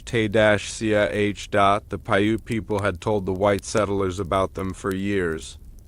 They said the Siteka were a race of cannibals who lived in the caves on the lake. They said they were fierce, tall, and had teeth like the Wolf. When the miners pulled the skulls from the guano, they laughed at the legends. Then they looked at the jaws. The local dentist, a man named Dr. Smith, examined one of the skulls. He was shocked. He took a modern human jawbone and tried to fit it against the giant's jaw.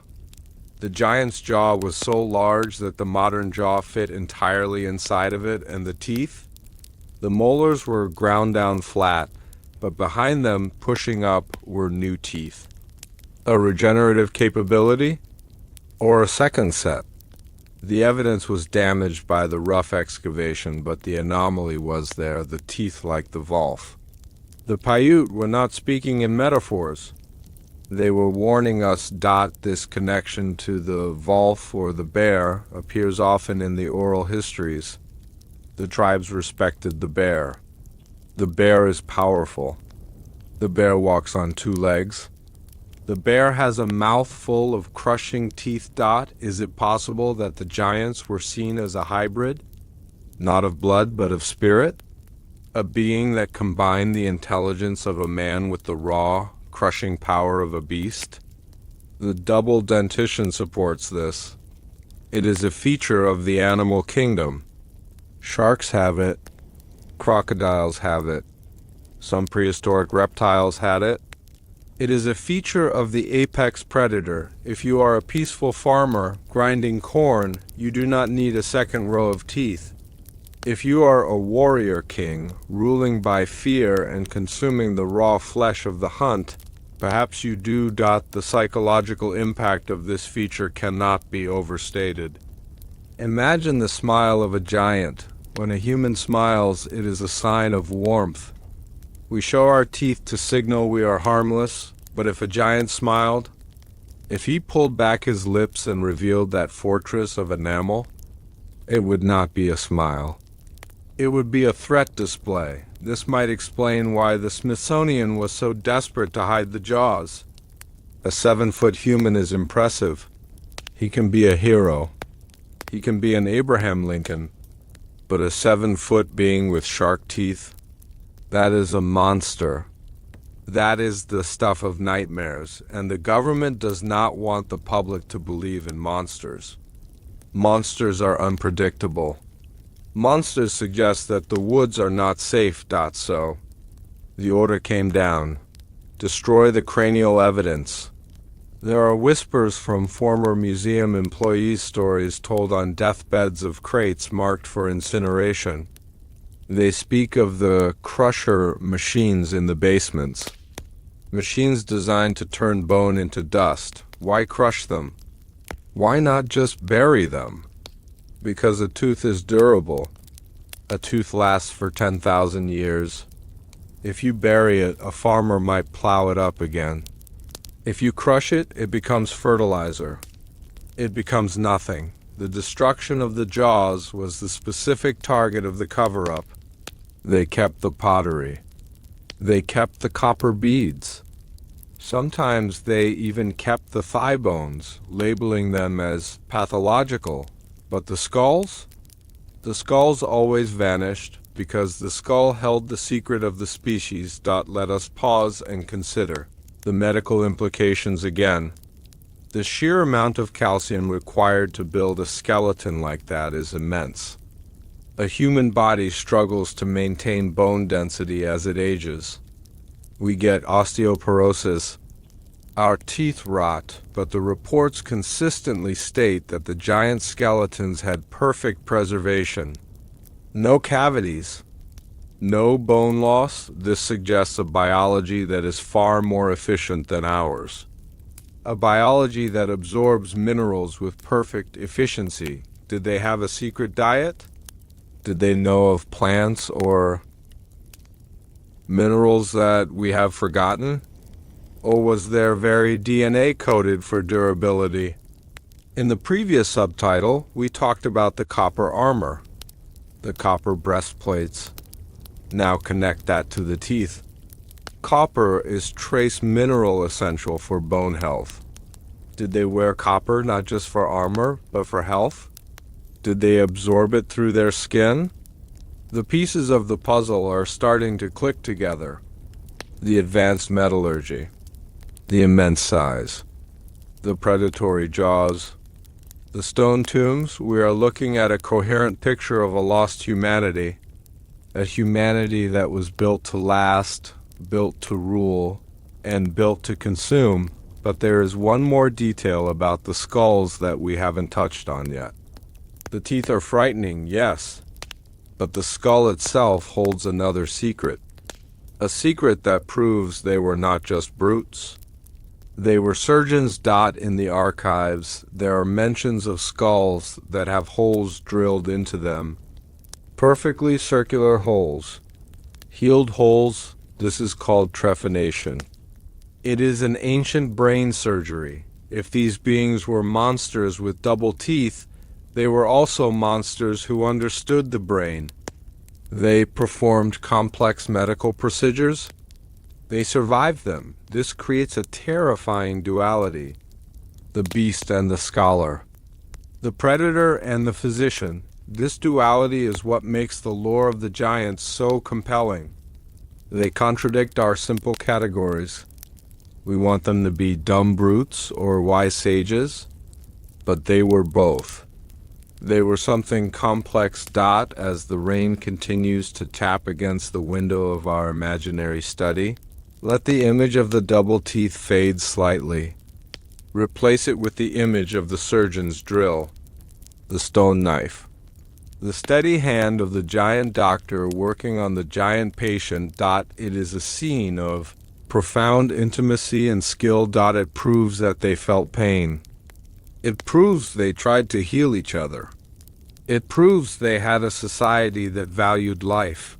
Even as they possessed the tools of death in their own mouths, we are nearing the end of our examination of the jaw. We have looked at the horror of the double row. We have looked at the strength of the zygomatic arch. We have looked at the global spread of this trait, but we must ask one final question.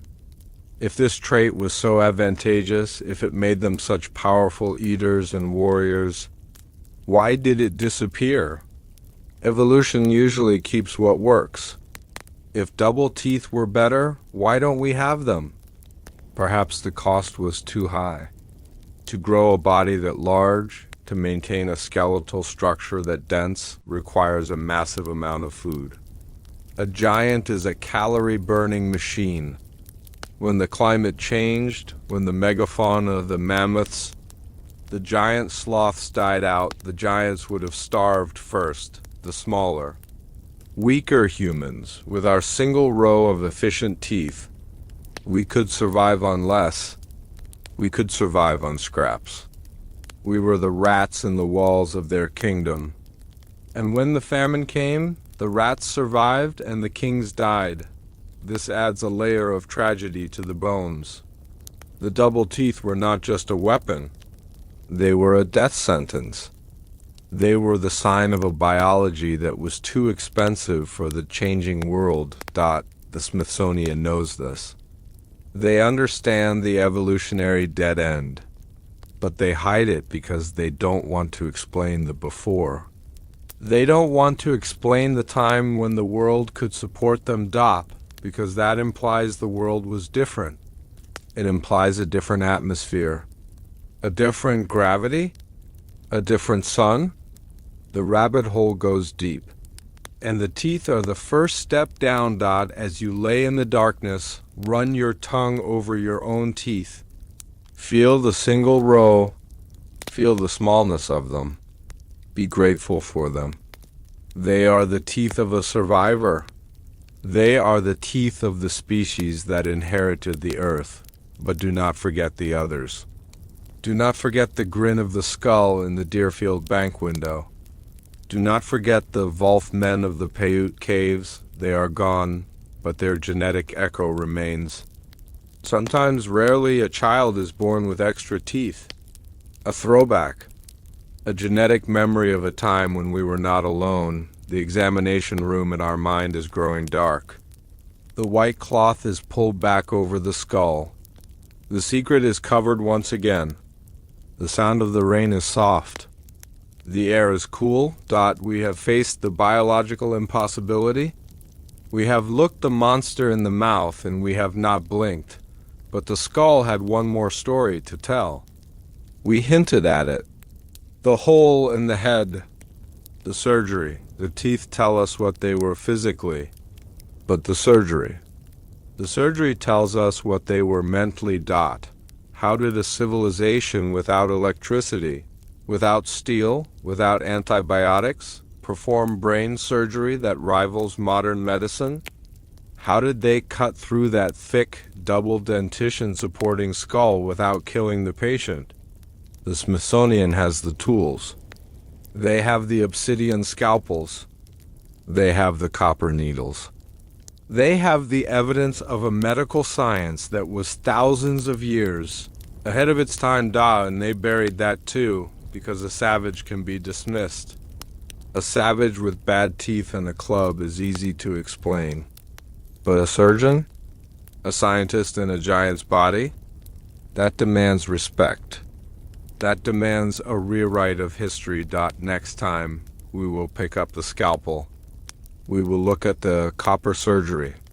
We will ask how they stopped the bleeding. We will ask what anesthesia they used. We will ask if they were trying to cure a disease or open a third eye. The night is long. The past is deep. The bones are waiting. Sleep now. Let the image of the teeth dissolve into the darkness. You are safe. You are the listener. You are the keeper of the lore. Good night. To call them savages was the greatest lie of all. When we think of the ancient world, we think of dirty hands, infection, and short, brutal lives. We think that medicine began with the Greeks or the Romans. But the earth tells a different story. In the burial mounds of the Midwest, hidden alongside the giant skeletons, the agents found something that terrified them more than the weapons. They found surgical kits. They found skulls that had been opened while the patient was alive. Perfect circular holes cut into the bone with a precision that rivals a modern neurosurgeon. And here's the impossible part. The bone had healed. The patient had survived. This means they had anesthesia. This means they understood infection. This means they knew that copper, the very metal they wore as armor, kills bacteria on contact. They were not just giants. They were masters of biology who were performing successful brain surgery while our ancestors were still learning to stack rocks. This is the truth the king buried. Now, let us turn back the pages of the years. The light is dim, the chamber is quiet, and the scent of aged parchment fills the air. We are leaving the dusty archives for a moment. We are entering a cleaner, sharper space. Imagine a room lined with glass cabinets. Inside, the instruments of healing are laid out on velvet cloth. The air is cool and smells faintly of metallic oxidation. You are sitting in a comfortable chair, watching the dust motes dance in a shaft of moonlight. The silence here is respectful. It is the silence of a library, but also the silence of a temple. We are about to examine the most delicate evidence of the lost civilization. We are about to look at the intersection of the hammer and the scalpel. Breathe in deeply. Let the tension of the present day fade. Let your mind become as clear and still as a pool of water. We are going back to the operating table of the ancients. When the Smithsonian agents opened the mounds, they expected to find warriors. And they did. They found the spears, the shields, and the massive frames of fighters.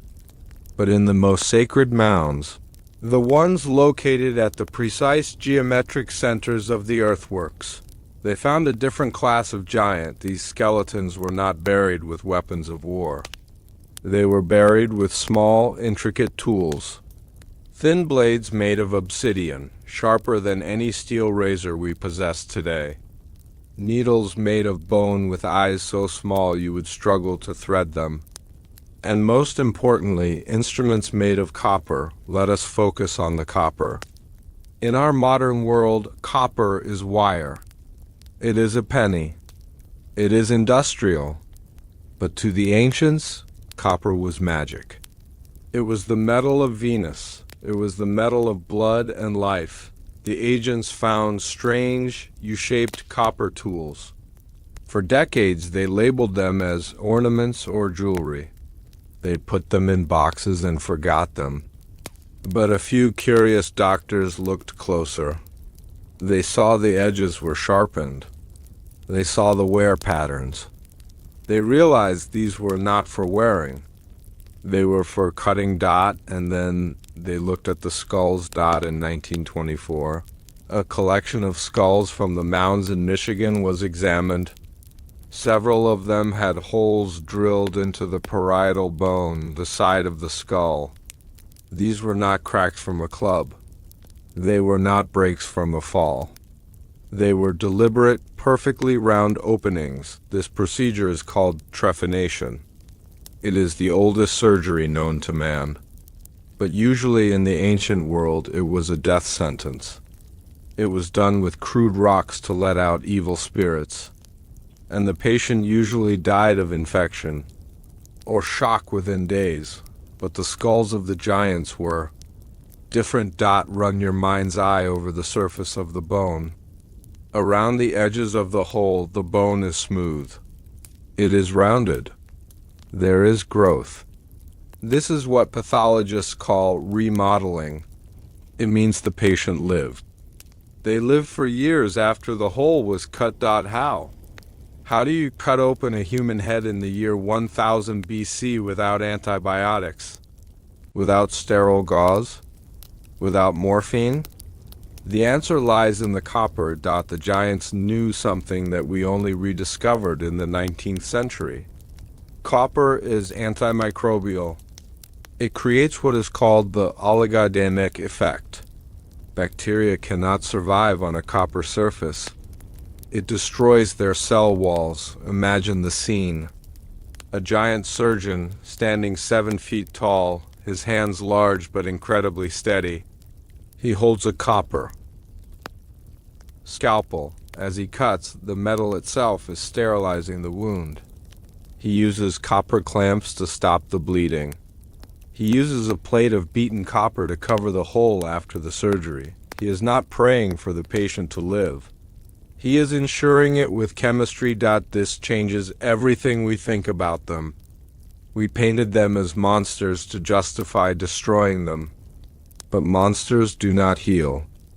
Monsters do not spend hours carefully removing pressure from a swollen brain. This is an act of compassion.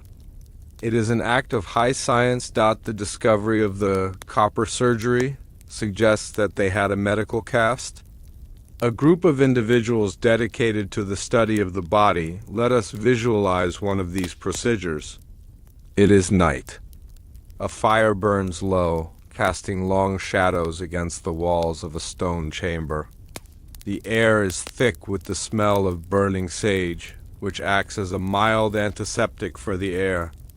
The patient lies on a raised platform covered in furs. He is one of the kings. He has fallen in battle, or perhaps he suffers from the headaches that come with the pressure of rule. The surgeon enters. He wears a mask, not to scare, but perhaps to filter his breath. He lays out his tools.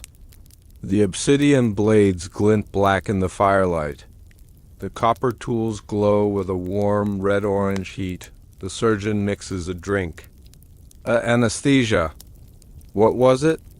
We have found traces of potent herbs in the pottery jars buried with them. Coca leaf, datura, a mixture we have lost the recipe for. The patient drinks. His breathing slows. His eyes close. He floats away from the pain. The surgeon begins. He does not hack. He scrapes. He uses a rotary motion. It is a slow, hypnotic rhythm. Scrape, turn, scrape, turn. He is removing the bone powder as he goes. The focus required is immense. One slip and the obsidian blade cuts the brain. One slip and the king dies. But the surgeon does not slip. His hands are guided by centuries of knowledge. Passed down from master to apprentice, they were teaching medicine in the forests of America while Rome was just a village of mud huts. This is the narrative that the Powell Doctrine had to crush. It is one thing to kill a savage. It is another thing to kill a doctor. If the public knew that the Mound Builders were brain surgeons, they would not have allowed the mounds to be flattened for cornfields. They would have demanded to learn from them. We mentioned the copper culture of the Great Lakes in previous stories. We talked about the mines. Millions of pounds of copper were mined out of Isle Royale in the Keweenaw Peninsula. Archaeologists have always asked, where did it all go? We found arrowheads, yes. We found beads. But that accounts for only a fraction of the missing metal. What if the copper wasn't just for trade? What if it was for health? What if their entire civilization was built around the conductivity and healing properties of this metal? Imagine a city where the water flowed through copper pipes, sterilizing it before it reached the lips of the people. Rome used lead and it poisoned them. The giants used copper and it kept them strong. Imagine them wearing copper bands on their arms and legs. Not for vanity, but to absorb the trace minerals through their skin, strengthening their massive bones. The copper surgery is just the tip of the iceberg. It hints at a holistic understanding of the world that we are only just beginning to appreciate. As you listen to this, consider the tragedy of lost knowledge. How many cures were buried in those mounds? How many techniques for setting broken bones, for treating tumors, for easing the pain of childbirth, were lost when the agents cleared the shelves? The 1882 report lists the skeletons. It lists the heights. But it doesn't list the wisdom. That was intangible. That vanished with the people, but the skulls remain. The silent witnesses. There is a specific skull cataloged in the late 19th century from a mound in Illinois. It showed evidence of a compound fracture of the femur, the thigh bone. This is a devastating injury. Even today, it can be fatal if the marrow enters the bloodstream, but the giant's leg had healed. It was shorter than the other, yes, but the bone had knit together in a solid mass. This means the leg was set. It means traction was applied. It means someone took care of this 7-foot cripple for 6 months. They brought him food. They bathed him. They kept him safe while the bone grew back. This speaks of a society with a surplus. A society with kindness. It is hard to maintain the image of the bloodthirsty cannibal when you look at a healed femur. Cannibals eat the weak. They do not nurse them back to health. The duality we spoke of in the last chapter, the teeth of the Volf and the mind. of the surgeon becomes even more poignant. They were fearsome, yes, but they were also fragile. They broke. They bled. And they tried, just like us, to fix the broken parts. Let us drift deeper into the mystery of the tools. Obsidian is volcanic glass. It can be honed to an edge that is 1 molecule thick. Modern scalpels are steel. Under a microscope, a steel edge looks like a saw blade. It is rough.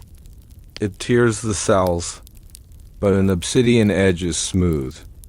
It separates the cells without tearing. The cuts heal faster. The scarring is less. Today, some specialized surgeons are going back to obsidian blades. We are inventing what the giants used 3,000 years ago. Who taught them?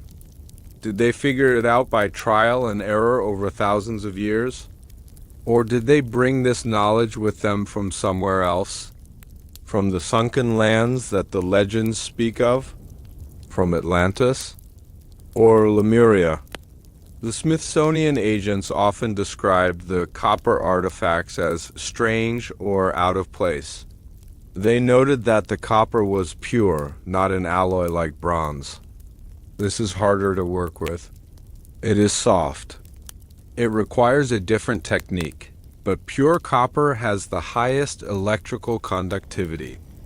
And the highest antimicrobial rating. They chose the difficult path because it was the medically correct path. As the image of the surgeon fades, replace it with the image of the patient waking up. The bandage is wrapped around his head linen soaked in copper water. He opens his eyes. The pain is gone. The pressure is released. He looks at his doctor. There is a nod of understanding. 2 giants, communicating without words. Bound by the success of the procedure, this is the human side of the monster. This is the heartbeat in the stone box. The fire in the stone chamber burns down to embers. The patient sleeps. The surgeon cleans his tools, wiping the blood from the obsidian and the copper. He places them back into a pouch made of soft deer hide. He is careful. These tools are sacred. They are the extensions of his will. We leave that ancient scene and float back to the present, back to the quiet of our own minds. But the question lingers, if they were so advanced, if they could open the skull and mend the bone, why do we not have their medical texts? Why do we not have their books? The tragedy of the Mound Builders is that they were a culture of oral tradition and physical artifacts. They did not write on paper. They wrote on the landscape. The mounds themselves were their books. The alignment of the earthworks with the moon and stars was their library. And when we leveled the mounds to plant corn, we burned their library. But the copper tools survived. Metal is patient. It waits in the ground, turning green with age, waiting for a shovel to bring it back to the light. In the archives of the Smithsonian, there are drawers that haven't been opened in 50 years. Inside, hidden under layers of cotton wool, are the problematic artifacts. This is where the surgical tools go. If you were to open one of those drawers, you might find a set of copper needles. They are fine, delicate. You might wonder, what were these for? A modern doctor would recognize them immediately. They are acupuncture needles. Or perhaps suturing needles. The idea that the giants practiced a form of acupuncture manipulating the energy flow of the body fits with what we know of their connection to the earth. They built their mounds on ley lines. They aligned their tombs with magnetic north. They understood invisible forces.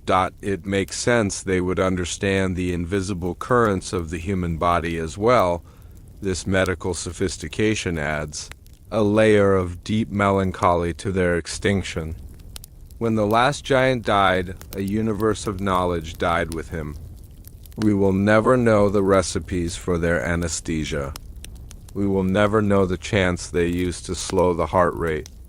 We will never know the map of the body they carried in their minds. We are left with the hardware. But the software is gone, but there is one witness who spoke of them with respect. One voice from the 19th century that did not call them savages. It was a voice of authority. A voice of deep melancholy. Abraham Lincoln. In 1848, long before he became the president who would heal a broken nation, Lincoln traveled through the Midwest. He saw the mounds. He saw the greatness of the engineering. And he wrote a speech. It is a speech that is often left out of the history books. In it, he muses on the Niagara Falls and the people who saw it before us. He wrote, "The eyes of that species of extinct giants, whose bones fill the mounds of America, have gazed on Niagara, as ours do now." Lincoln knew, he didn't say. Ancestors of the Indians. He said extinct giants. He said their bones fill the mounds. Fill, not are found. Occasionally, Lincoln was a lawyer. He chose his words carefully.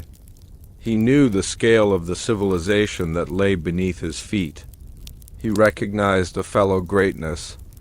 Perhaps, standing before the thundering water of Niagara, he felt a kinship with those lost kings. He knew that all empires fall. He knew that all great works eventually become grass-covered hills, the copper surgery, and the Lincoln letter are connected by this thread of recognition. Lincoln saw the mounds as monuments. The surgeons saw the body as a temple.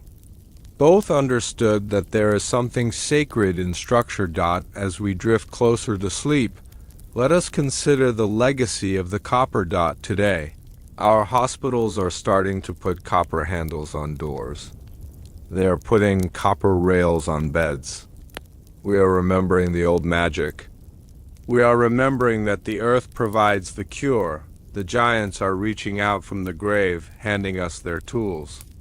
Here, they seem to say, this works. Use it. It is a silent gift from a silent people.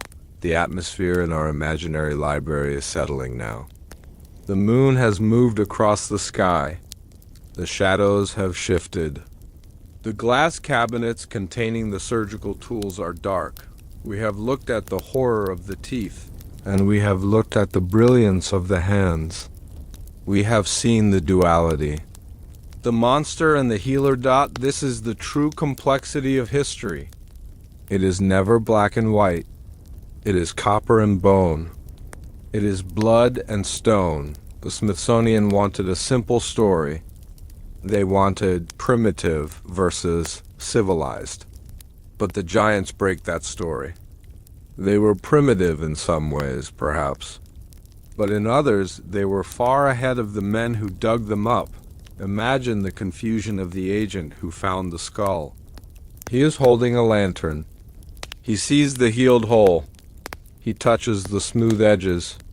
He looks at his own rough hands, his own dirty fingernails. He wonders for a fleeting second, were they better than us? And then he shakes his head. He packs the skull in the crate. He nails it shut. He pushes the thought away. Because that thought is too heavy to carry, but we can carry it. We are safe here. We can hold the truth. The giants were here. They lived. They bled. They healed. And they died. Their watch is ended. But ours is just beginning. We are the watchers of the record. We are the guardians of the memory. As you sink into the mattress, imagine the weight of your own body being supported. Imagine the complex machinery of your own biology working silently in the night.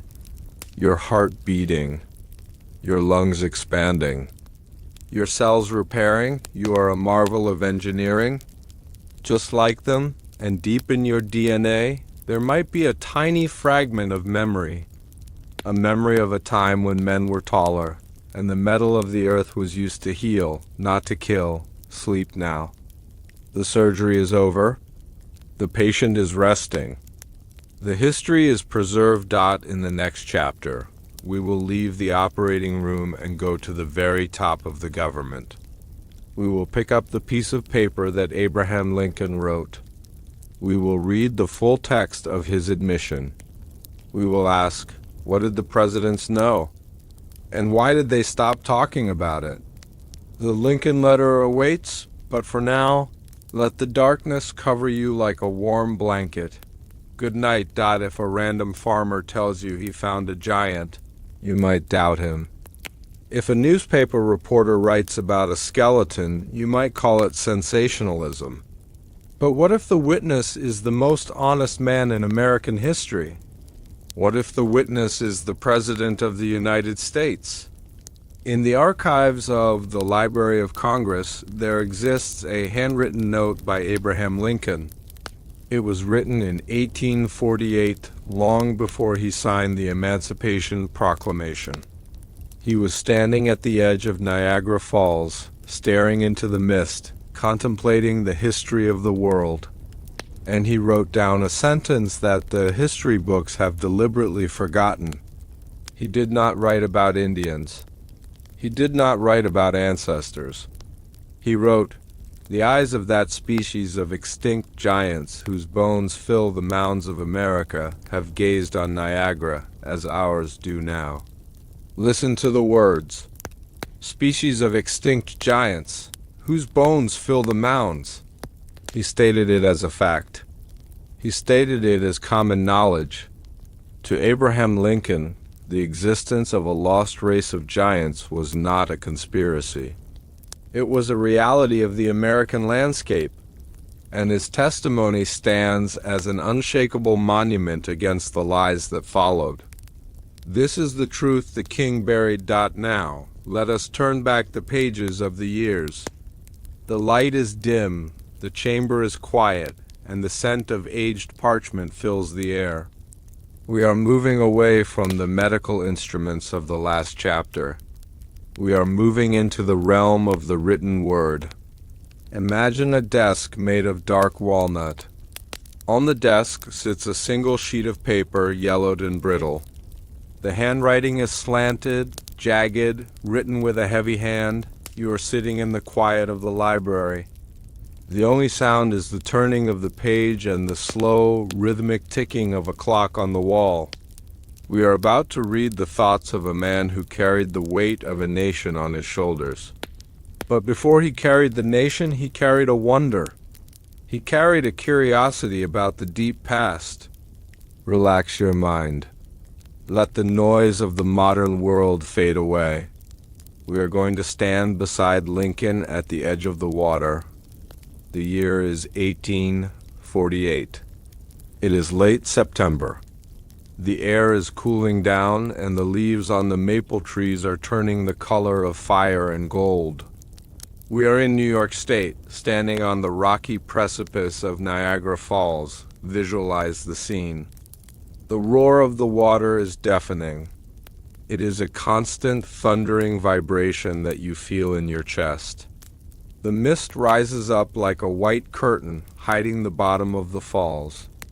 It is a place of raw, primal power, a place that makes a man feel small. Standing there, wrapped in a heavy coat, is a tall, lanky lawyer from Illinois.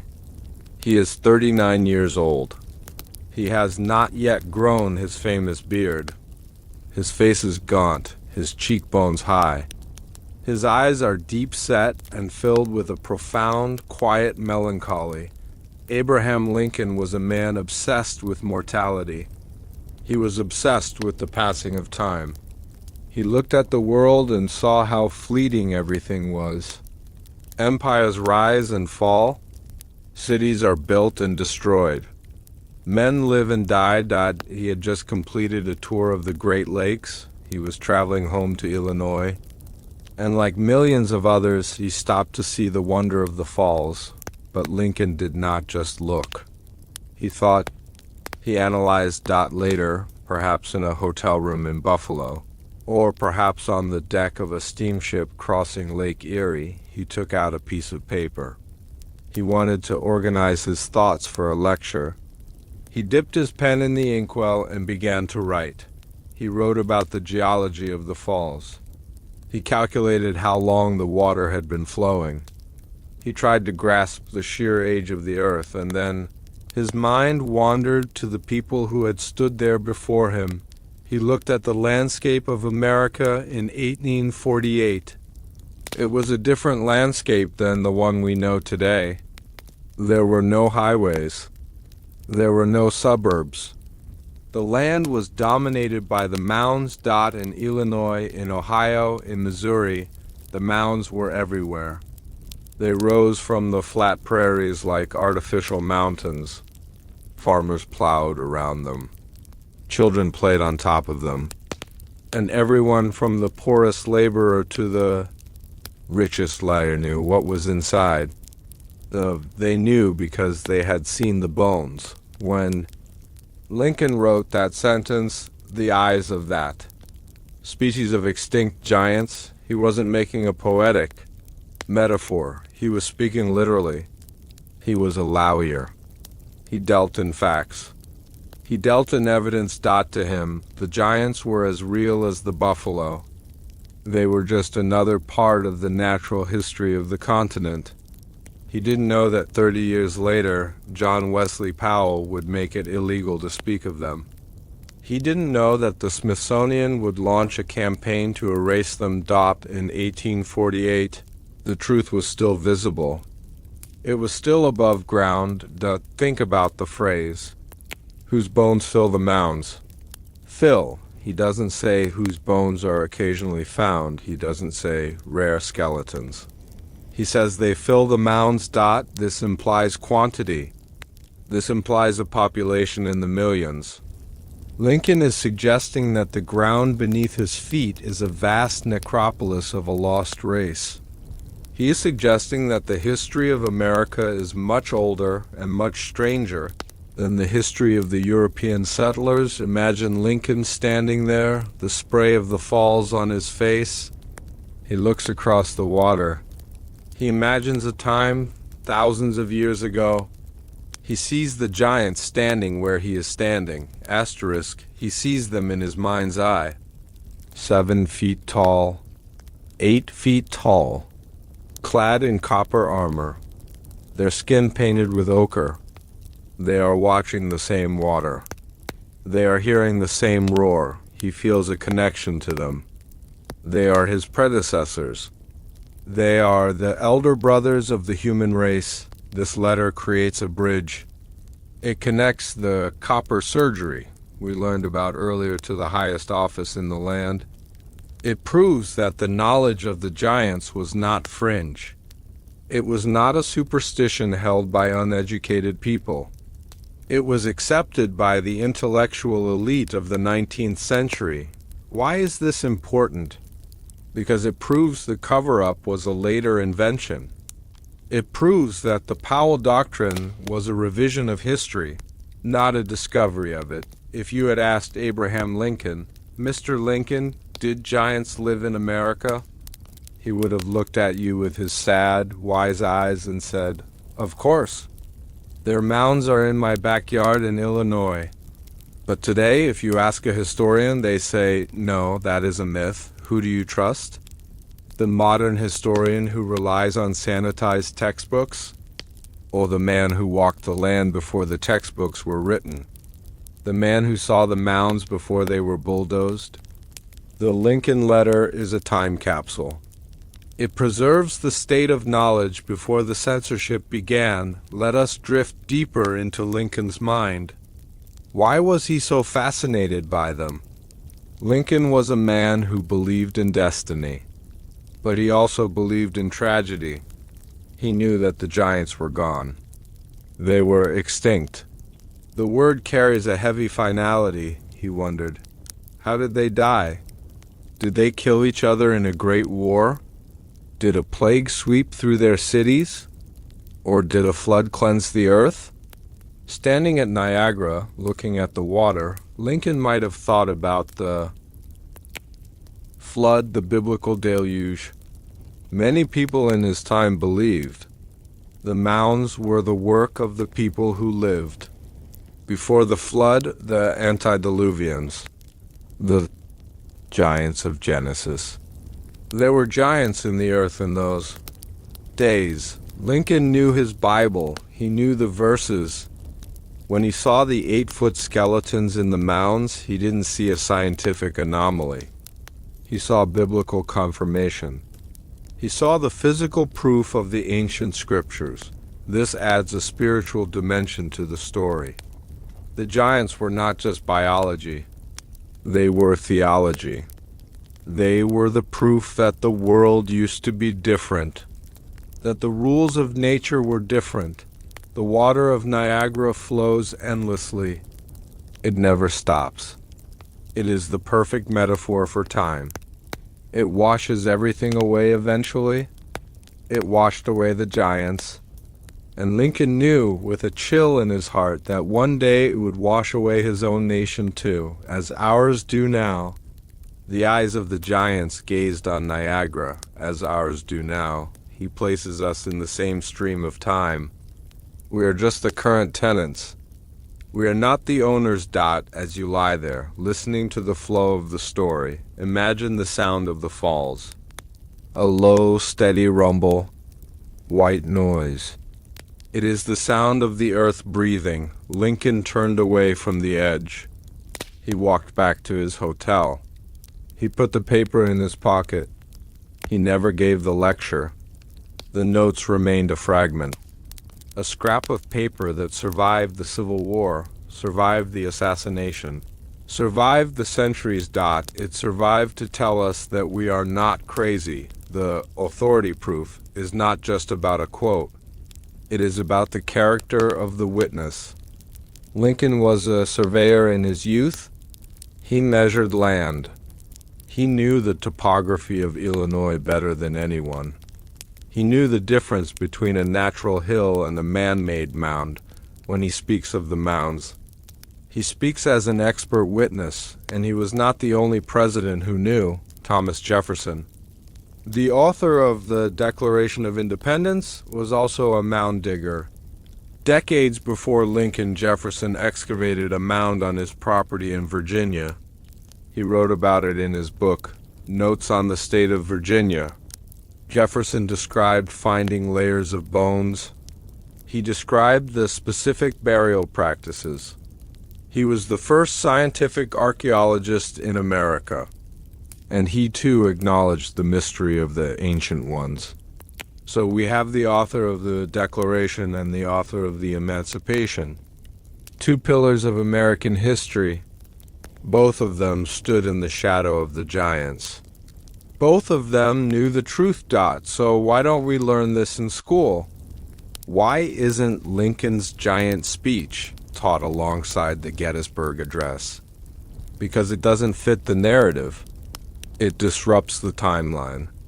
If you teach children that Lincoln believed in giants, they might start asking questions about the giants. They might want to see the bones. And if they ask to see the bones, the Smithsonian has to admit that they threw them in the ocean. It is a chain reaction. One truth exposes 1,000 lies. So the letter remains in the archives. A curiosity, a footnote, but to us, the sleepers, the dreamers, the seekers of lore, it is not a footnote. It is the headline. The ink on Lincoln's page is dry, but the river flows on. We have established that the knowledge of the giants was common in 1848. It was open. It was discussed. It was part of the American consciousness. So how did it become a secret? How did we go from Lincoln writing about them to modern science laughing at them? The answer lies in the slow, quiet erosion of memory. It didn't happen overnight. It happened generation by generation. After the Civil War, the country changed. The Industrial Revolution arrived. The railroads cut through the mounds. The cities expanded. The focus shifted from the mystery of the past to the profit of the future. And in this rush for progress, the giants became inconvenient. The farmers who found the bones were told by the new experts from the cities that they were mistaken. They were told that what they found were just large Indians, or mastodon bones, or tricks of the light. The farmers were simple men. They respected authority. If a man in a suit from Washington, D.C. told them they were wrong, they lowered their heads. They stopped talking about it. They reburied the bones. They plowed the field. This is how knowledge dies. It dies in silence. It dies when shame replaces wonder, but Lincoln's letter stands outside of that shame. He wrote it before the experts took over. He wrote it when the land was still wild. Let us return to the image of the falls, the water crashing down. The mist rising, there is a hypnotic quality to Niagara. It mesmerizes. It creates a trance. Perhaps that is why Lincoln saw the truth there.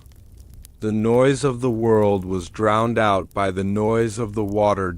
In the silence of your own room, try to summon that feeling.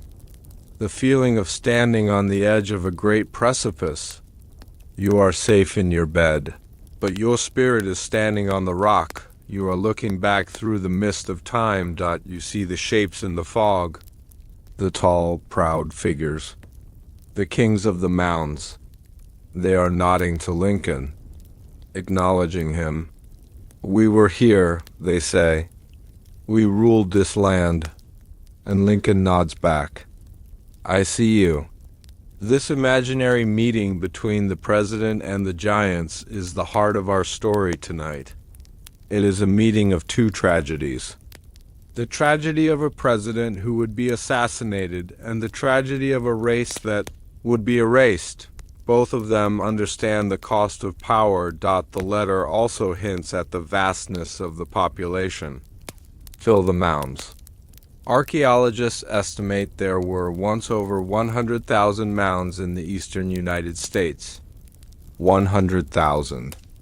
If even a fraction of them contained the remains of the giants, we are talking about a civilization that rivaled Rome in population. Density. We are talking about a network of city-states that traded, fought, and worshipped from the Great Lakes to the Gulf of Mexico. They had roads. They had signal towers. They had commerce. Lincoln saw the mounds as a filling of the land. He saw the density. He understood that America was not empty when the Europeans arrived. It was a ruin. It was a post-apocalyptic landscape overgrown with trees, covering the bones of a fallen empire. This perspective shifts everything. We are not the first. We are the second, or the third, or the fourth. We are living in the ruins of the giants. We drive our cars on roads that follow their ancient trails. We build our cities on top of their holy sites. St. Louis was once called Mound City because it had so many. They leveled them to build factories. Cincinnati was built on a massive geometric earthwork. They paved it over to build streets.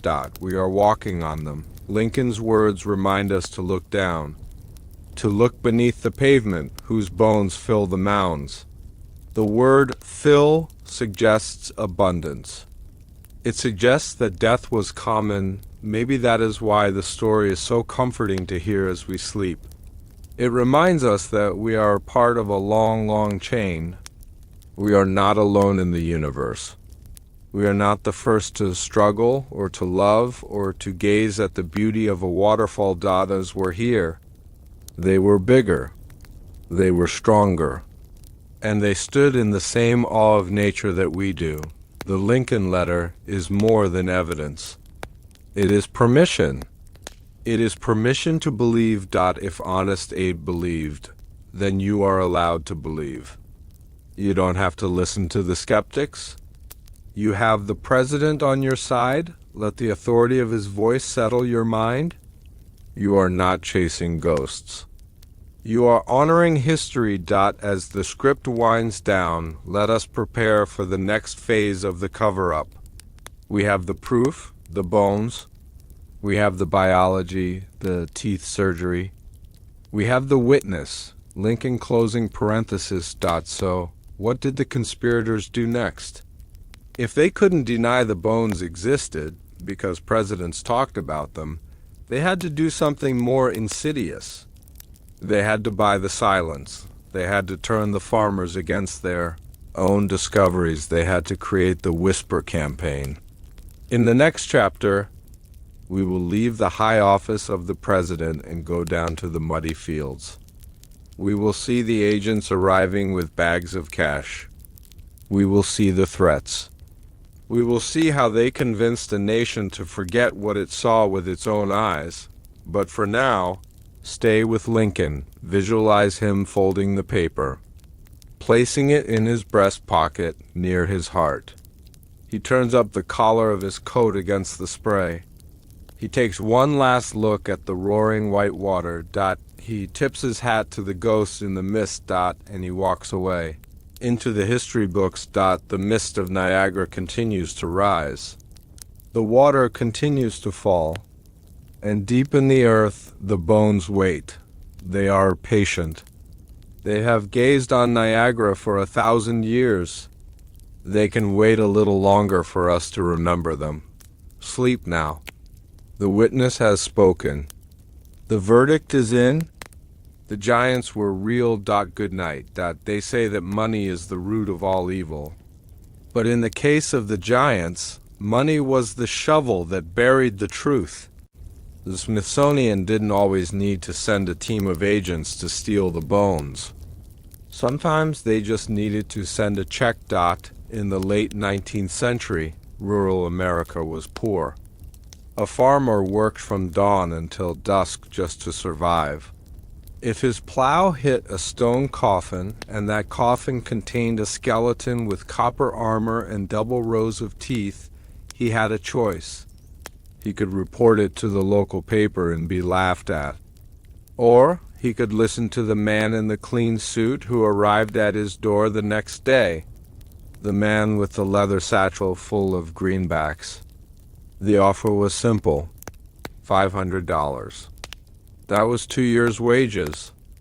All the farmer had to do was crush the bones into dust and never speak of it again. They bought the silence of the countryside, one family at a time. It wasn't a conspiracy of darkness. It was a transaction. And today the fields of Ohio and Indiana are silent graveyards, not because the evidence wasn't found, but because the evidence was sold. This is the truth the king buried. Now, let us turn back the pages of the years. The light is dim, the chamber is quiet, and the scent of aged parchment fills the air. We are leaving the grand halls of Washington and the roaring waters of Niagara. We are traveling down the dirt roads. We are going to the heartland.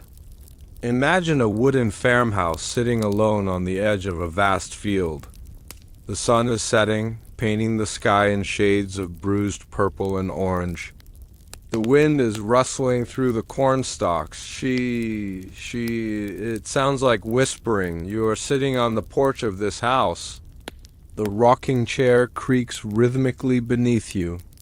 You are tired from a long day of labor. The air smells of soil and rain. Relax your muscles. Let the heavy feeling of the day drop away.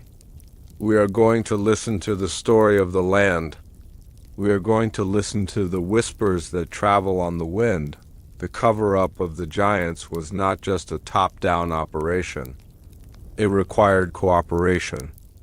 It required the silence of the people who actually lived on the land. To understand how this happened, you have to understand the life of an American farmer in 1890. It was a hard life. The economy was crashing. The panic of 1893 wiped out banks. Crops failed. Mortgages were foreclosed. Men were desperate. Now, imagine a farmer named Thomas. He lives in a valley in southern Ohio. He is plowing his north field, preparing for the spring planting. His horse pulls the plow.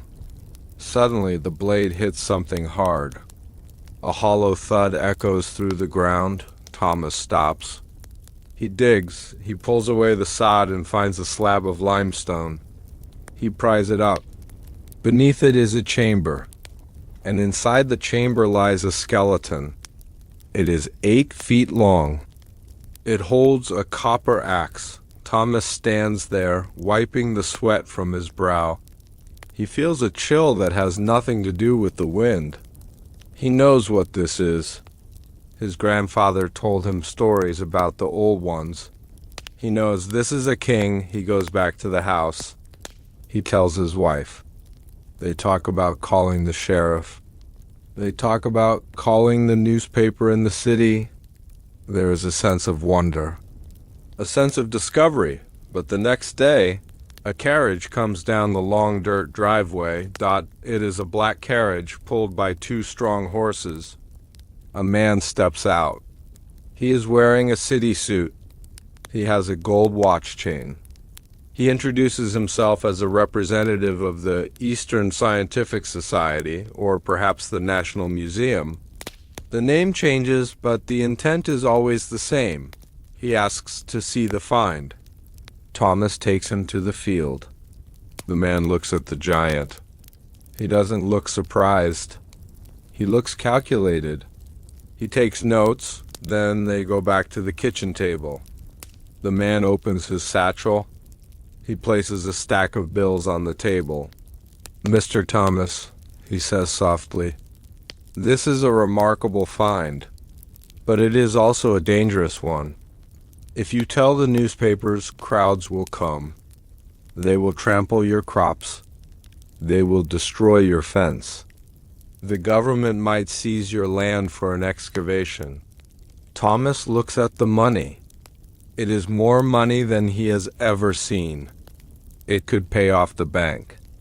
It could buy a new plow. It could buy winter coats for his children. "We wish to acquire this specimen for private study," the man continues, "but we require discretion. You must sign this paper, and you must help us load the crate tonight. After that, you must never mention it. If anyone asks, it was just a cowbone." Thomas looks at his wife.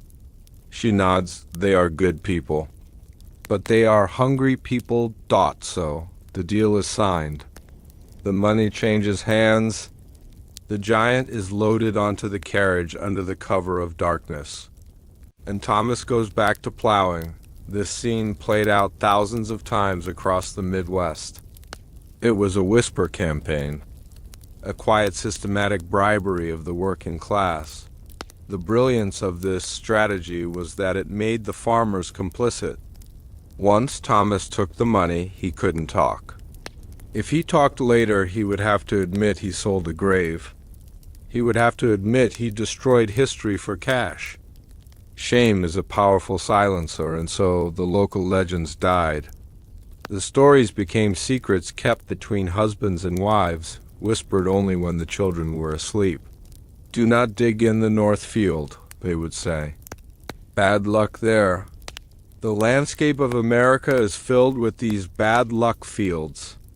Places where the plow was diverted. Places where the family refused to go. As you listen to this, you might wonder, where did the money come from?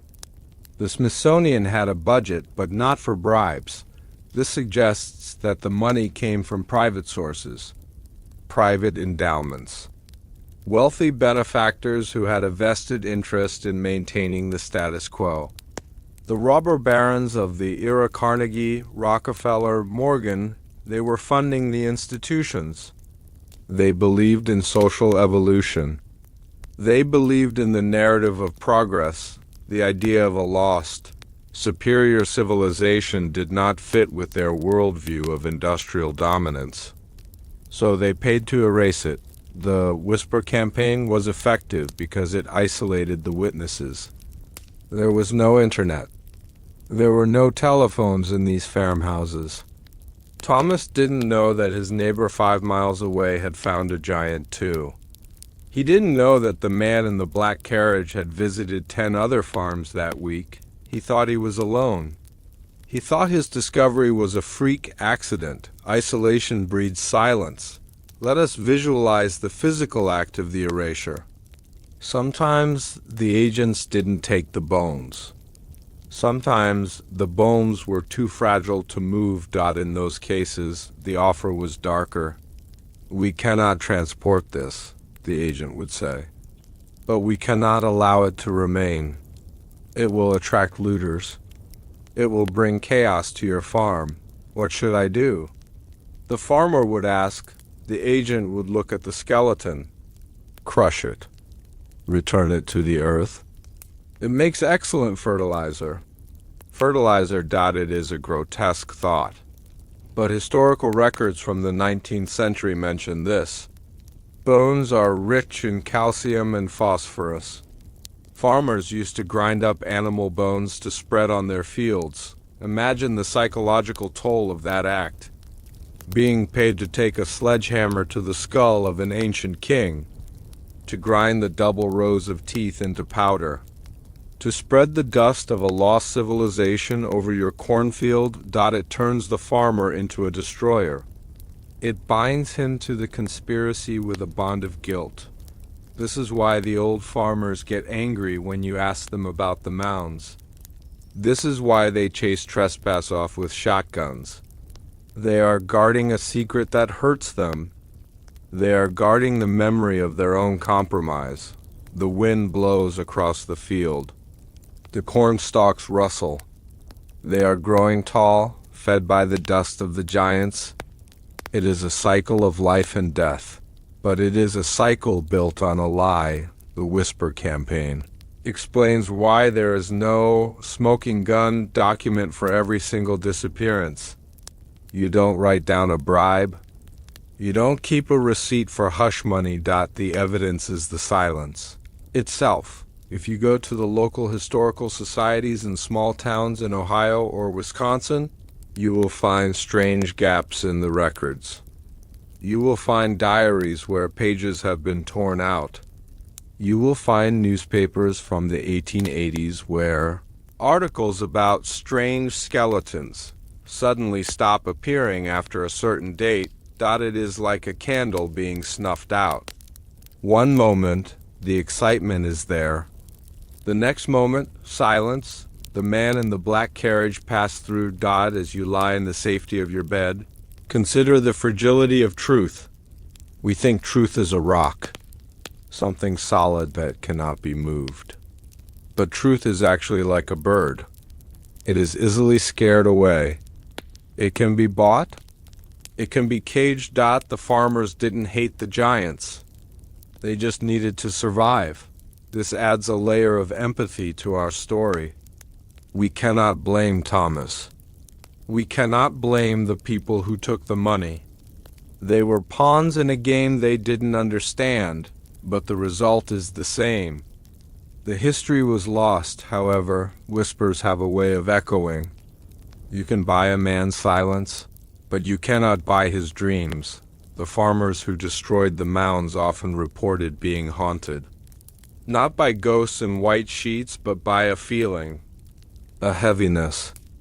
A sense that the land was watching them. They would see tall shadows at the edge of the woods at twilight.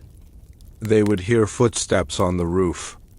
They would find their livestock behaving strangely, refusing to cross certain lines in the pasture. The curse of the mounds became a real thing in rural folklore. It wasn't magic. It was guilt. It was the psychological weight of knowing you had desecrated a grave for $500. This folklore is the shadow of the truth. It is the way the story survived, disguised as ghost stories. Don't go to the Indian mound, the grandmothers would say. The tall man walks there, the tall man. The faint memory of the giant, preserved in a warning to children. We have spoken of the bones. We have spoken of the biology. We have spoken of the presidents. But this chapter, the chapter of the farmers, is perhaps the most important, because it explains why the landscape is empty today. The agents cleansed the land. They swept it clean of anomalies. They prepared it for the modern world. But they couldn't catch everything. Sometimes a farmer refused the money. Sometimes a family held onto a skull, hiding it in a trunk in the attic, passing it down like a cursed heirloom. Grandpa's giant. These artifacts are still out there, hidden in barns, hidden in root cellars, waiting for the day when the whisper becomes a shout. The farmhouse fades into the darkness, but the whisper remains. We travel now from the lonely fields to the small towns, to the main streets of America in the early 1900s. The Whisper campaign didn't just target the farmers, it targeted the storytellers, the newspaper editors, the local historians, the keepers of the town records. In every small town there is a library, and in every library there is a section on local history. Usually it is a book written by a local committee. It lists the founding families, the first church, the first school. But if you look at the books published before 1900 and the books published after 1920, you notice a change. The older books are full of curiosities. They mention the mounds. They mention the giant bones found when digging the courthouse basement. They mention the copper artifacts. They are honest, unfiltered records of what people found. But the later books, the books printed after the Powell Doctrine took hold, they are sanitized. The giants are gone. The mounds are described as natural formations, or Indian burial grounds, with no mention of the anomalies. The history was rewritten, one town at a time. How did they do it? The agents of the institution didn't just bring cash to farmers. They brought prestige to the town elders. They offered to make the local mound a protected site if the town agreed to the official narrative. They offered funding for a new library wing if the old speculative books were removed from circulation. They appealed to the town's desire to be modern. To believe in giants was to be backward. To be superstitious, to be civilized was to accept the new scientific view. So the town councils agreed. They burned the old pamphlets. They edited the new editions. They gentrified their own history. This is a subtle form of violence. It is the violence of the red pen. Visualize a dusty printing press in a small brick building. The editor is setting the type for the weekly paper. He has a story on his desk about a skeleton found at the Miller farm. It is a good story. It will sell papers, but then the banker comes in. The banker holds the mortgage on the printing press. The banker has just had lunch with a man from Washington. "Best not to print that, John," the banker says. "It makes us look like hillbillies. We want the railroad to build a station here. We want to look progressive." The editor hesitates. He looks at the story. He looks at the press. He sighs. He takes the story apart, letter by letter. The lead type falls back into the tray with a metallic click. Click, click, click. The story is unwritten. This happened in 1,000 towns. The pressure to conform. The pressure to be respectable. The Whisper campaign played on our insecurity. We wanted to be seen as smart, scientific people. We didn't want to be the town that believed in monsters. So we traded the magic of the past for the respectability of the present. But the land remembers what the paper forgets, that as you drift deeper into relaxation. Think about the resilience of truth. You can burn a book. You can bribe a farmer. You can shame an editor. But you cannot change what lies in the earth. The Whisper campaign was successful for 100 years. It created a century of amnesia, but the spell is breaking. The internet has allowed the whispers to connect. The farmer in Ohio can now talk to the rancher in Nevada. They can compare notes. They can share the old photos that their grandfathers hid in the attic. The confidentiality agreements have expired. The men in the black carriages are dead. The money they paid has long been spent, but the bones are still there. Oh, the dust of the bones. We are living in the time of the great remembering. The Lore Slumber Channel is part of that remembering. We are gathering the whispers and turning them into a voice. Let us return to the image of Thomas the farmer. He is an old man now. He is sitting on his porch. The money is gone. The farm is struggling again. He looks out at the north field. The corn is high. He calls his grandson over. Boy, he says. His voice is raspy. Come here. The boy comes. He sits on the steps. Don't you ever dig in that north field? Thomas whispers. There's things there that don't belong to us. There's things there that the government wants, but God wants left alone. The boy listens. He doesn't understand, but he remembers and 40 years later, that boy tells his son. And the whisper survives. This is the power of oral tradition. It is harder to kill than written history. It travels under the radar. It travels heart to heart. As we conclude this chapter, let us honor the whispers. Let us listen to the stories that were told in the dark. The conspiracy was vast. It involved presidents, scientists, and simple farmers. It covered the entire continent. It was a massive effort to maintain a specific version of reality, but why? We have talked about land. We have talked about religion. We have talked about evolution, but there is one more reason. A reason that touches on the very soul of the nation. The fear of the other. If the giants were real, then we are not the masters of this domain. We are the usurpers. We are living in a haunted house, pretending we built it. The Smithsonian wanted us to feel at home. They wanted us to feel safe.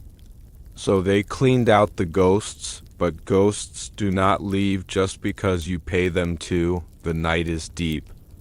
The wind is still whispering in the corn. The farmhouse is dark. Thomas is sleeping. The agent is sleeping. The bones are sleeping. And you, the listener, are sleeping too. You are drifting down into the warm, soft earth of dreams. You are safe. But you are wiser now. You know that not everything is written in the books. You know that sometimes the truth is hidden in the spaces between the words. In the next chapter, we will leave the physical evidence behind. We will leave the bones and the bribes.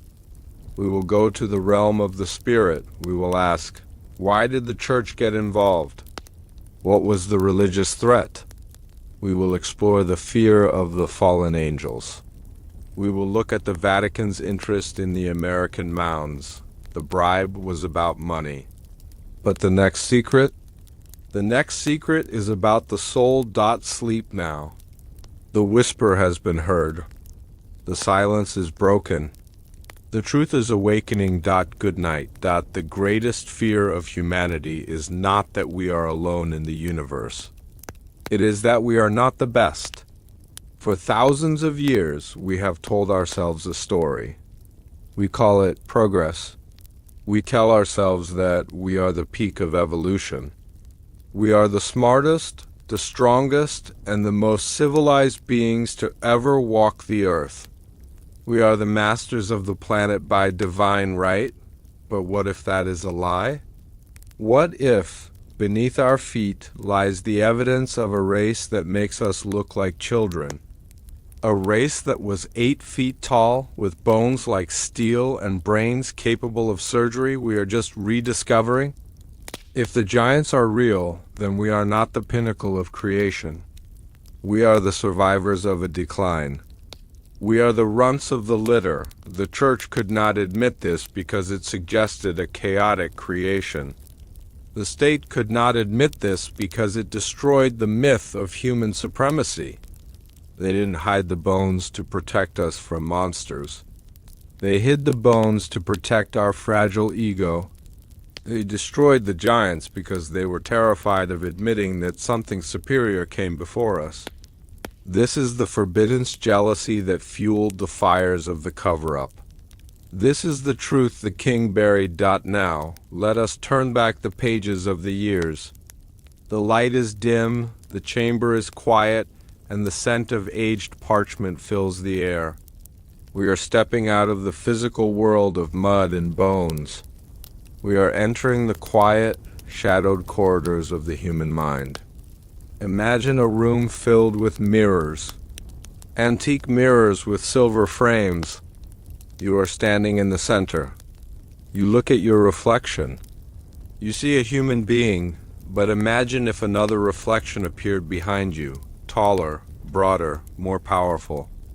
A shadow that casts a long darkness over your own image. This chapter is about that shadow. It is about the fear of what we see in the mirror of history. Relax your shoulders. Let the anxiety of the day melt away.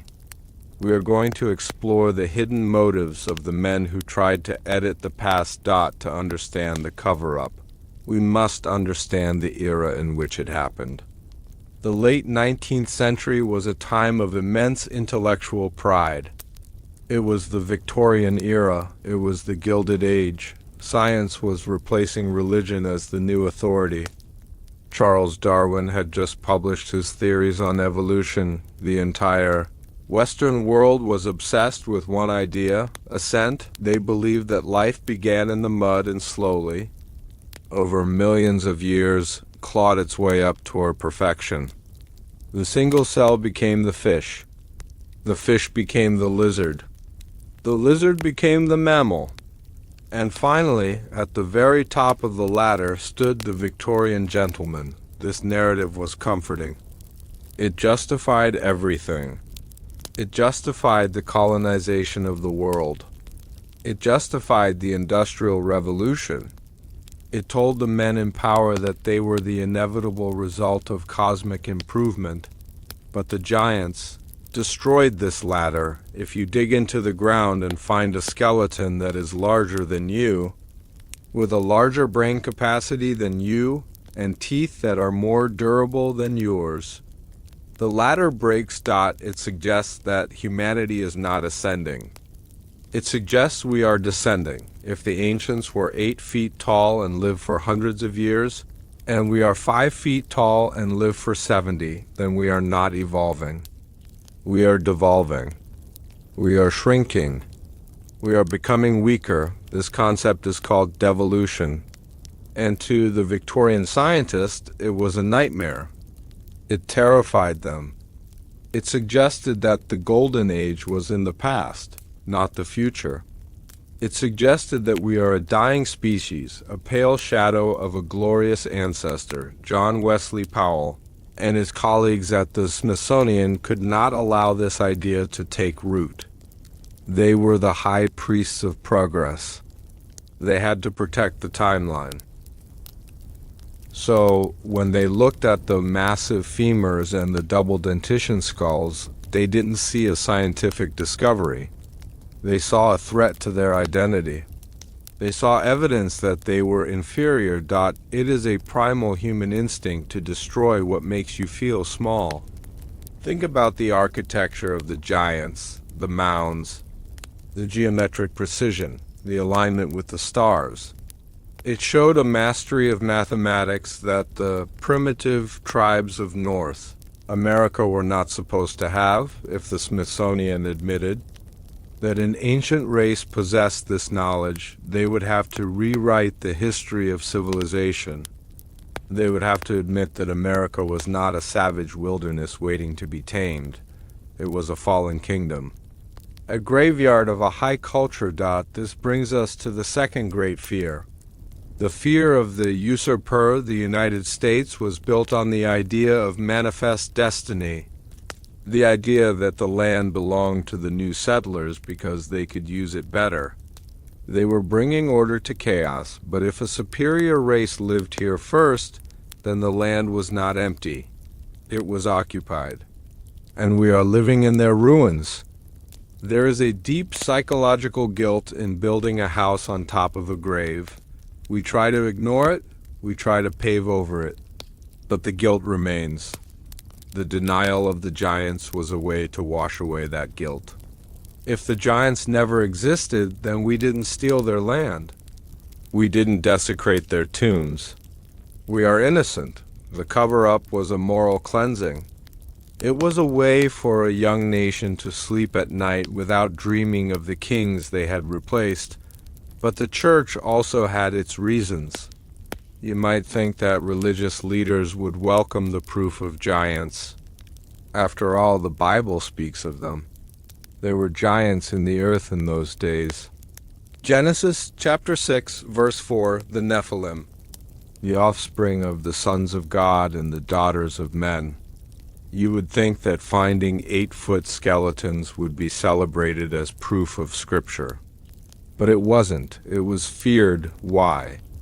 Because the Nephilim were not just big men. In theology, they were abominations. They were a corruption of the divine order. They represented a time when the barrier between heaven and earth was broken. If the skeletons in the mounds were Nephilim, it meant that the monsters of the Bible were real, physical beings. It meant that the flood was a literal event designed to wipe out a specific genetic bloodline. This was too terrifying for the organized church of the 19th century.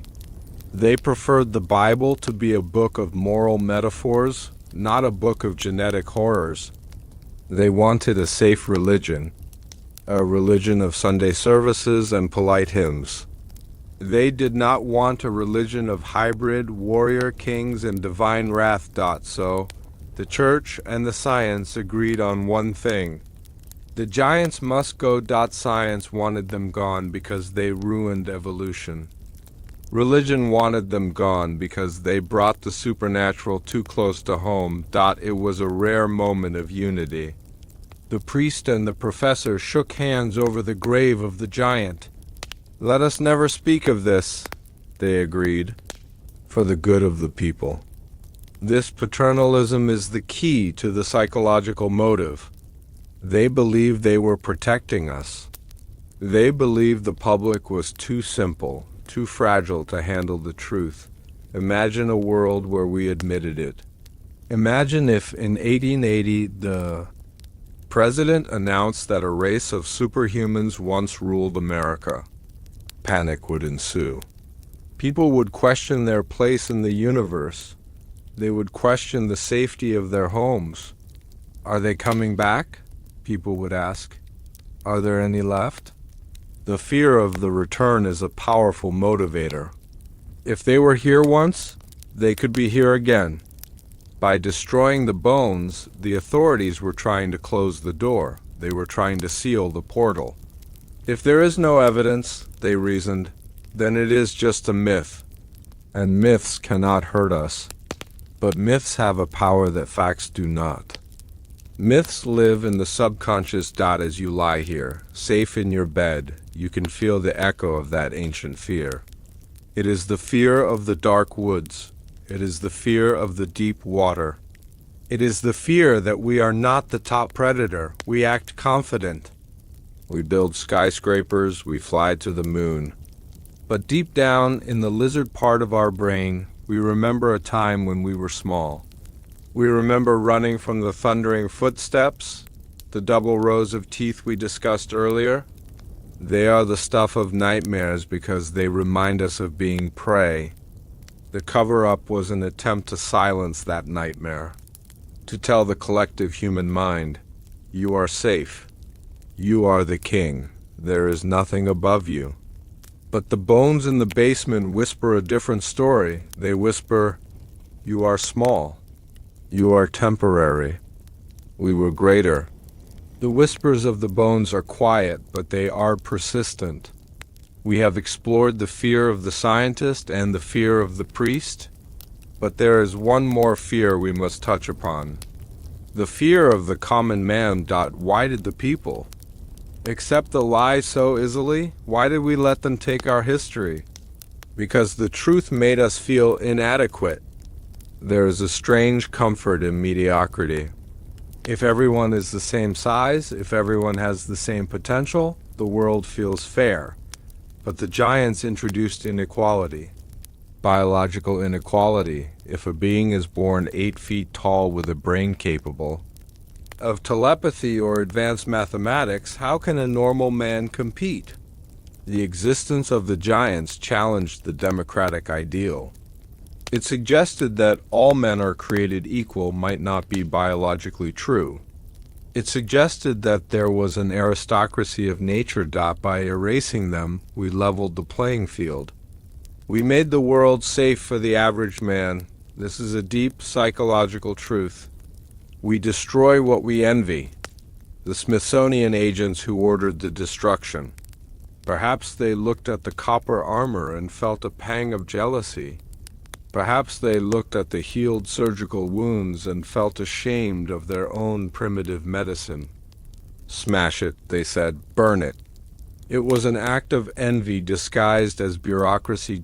But now, in the safety of this sleep story, we can let go of that envy. We can look at the giants not as competitors, but as lost brothers. We can admire them without fearing them. They had their time. The sun shone on their copper breastplates. They walked the ridges of the Ohio Valley. They gazed at Niagara Falls, and then their time ended. Now it is our time. We do not need to be the superior race to be worthy of existence. We have our own gifts. We have our own beauty. The fear that drove the cover-up was a misunderstanding of worth. The authorities thought that if the giants were great, we must be small. But greatness is not a zero-sum game. The universe is vast enough for many kinds of greatness. As we move toward the end of this chapter, let us release the need to be the best. Let us release the Victorian anxiety of the ladder. We are not climbing a ladder. We are walking a path. And on that path, we find the footprints of those who walked before us. The Smithsonian tried to sweep the path clean. They wanted us to think we were the first travelers. But we know better. The psychological motive for the cover-up, the fear of the superior, is finally fading. We are becoming strong enough to handle the truth. We are becoming secure enough to look in the mirror and see the shadow behind us without screaming. The bones are gone. The library is burned. The silence was bought, but the memory remains in the landscape. The mounds are still there. You can see them today. They are silent, grassy hills. They look peaceful. They do not look scary. They look like sleeping giants covered in a green blanket. And perhaps that is the best way to think of them. Not as monsters, but as sleepers. Just like you. They are resting after a long, long history. They are waiting for us to understand them. The fear is gone. The curiosity remains. We have peeled back the layers of the conspiracy. We have seen the how, the barges, the bribes. We have seen the who, Powell, Lincoln. And now we have seen the why, the fear. But there is one final step in the cover-up. One final act of physical erasure that ensured no one would ever accidentally dig them up again. The bribes worked for a while. The threats worked for a while. But people are curious. People keep digging. So the government needed a permanent solution. A solution that would seal the earth forever. They needed concrete. In the next chapter, we will witness the final act. We will see the trucks arriving. We will see the dams being built. We will see how they flooded the valleys and capped the mounds with tons of cement. It wasn't infrastructure. It was a tomb. The concrete solution is the physical lock they put on the psychological door. But for now, the door is slightly ajar. We have peeked inside. We have faced the fear. Sleep now. The envy is gone. The history is yours. You are safe in the timeline. Good night. There is a sound that signals the death of history. It is not the sound of a gunshot. It is not the sound of a scream. It is the low, grinding roar of a cement mixer. In the 20th century, the government realized that bribes were too messy. People talk, money runs out, but concrete is forever. They stopped asking farmers to plow over the mounds. Instead, they launched the greatest infrastructure projects in American history. They built dams. They built highways. They built massive reservoirs. They told the public it was for progress. They said it was for electricity. But if you look at the maps, the floodwaters of the Tennessee Valley Authority cover the densest concentration of ancient cities in North America. They didn't just hide the evidence. They drowned it. They poured millions of tons of gray sludge into the sacred chambers, sealing the giants beneath a layer of artificial stone that no shovel can ever break. They turned the tombs into foundations. They paved paradise and put up a parking lot, literally. This is the truth the king buried. Now, let us turn back the pages of the years. The light is dim, the chamber is quiet, and the scent of aged parchment fills the air. We are leaving the wooden farmhouses and the hushed whispers of the countryside. We are moving into the era of steel and stone. The era of the machine. Imagine you are standing on a high ridge overlooking a valley. Below you, the construction lights burn through the night. You smell the wet, chemical scent of curing concrete. You feel the vibration of heavy machinery in the solace of your feet. Relax your breathing. Let the industrial noise fade into a rhythmic hum. We are here to witness the final act of the cover-up. We are here to see how the landscape was locked away. You are safe on the ridge. You are the witness that the concrete could not silence. To understand the concrete solution, we must look at the timeline. By the 1930s, the Smithsonian had collected enough bones. Their basements were full. They didn't need any more specimens. What they needed was to stop the flow of new discoveries. Every time a town expanded, every time a new cellar was dug, a giant would pop up. It was a game of whack-a-mole that the authorities were losing. The rumors were spreading. The whisper campaign was leaking. So a new strategy was formed. Denial was not enough. They needed physical erasure. Enter the era of the mega project. The most famous example is the Tennessee Valley Authority, or the TVA. In the history books, the TVA is a hero. It brought power to the poor. It tamed the wild rivers. But to the archaeologists, the TVA was a destroyer before the dams were built. The Tennessee Valley was known as the Valley of the Giants. It was filled with thousands of mounds. It had stone towers. It had ancient walls. The early surveyors described it as an American Egypt. When the order came to build the dams, a team of archaeologists was sent in first. They were given 2 weeks. 2 weeks to excavate a civilization that had stood for 2,000 years. It was a salvage operation. They dug frantically. They pulled out what they could. And then the order came to pour. Visualize the scene, the massive floodgates opening, the water rising. The mounds, which had stood as sentinels for centuries, were slowly swallowed by the dark water. The stone towers were submerged. The burial chambers were flooded. Today, if you look at a map of the TVA lakes, you are looking at a map of the lost cities. They are still there, hundreds of feet down, preserved in the cold, pressurized dark. But they are inaccessible. You cannot dig underwater without millions of dollars in government permits. The water was the perfect seal. It was transparent, yet impenetrable. But for the mounds that were on higher ground, the water couldn't reach them. For those, they used the highway, the interstate highway system. Authorized in the 1950s, is a marvel of engineering. It connects the coasts. It allows us to drive from New York to California in days. But have you ever noticed how the highway sometimes takes a strange curve? Or how it plows through a specific hill when it could have gone around? Engineers follow the path of least resistance. Usually that means flat land. But in certain counties in Ohio and Illinois, the highways were routed directly through the centers of known mound complexes. Why go through the mound? Why not go around? Because a highway is a permanent cap.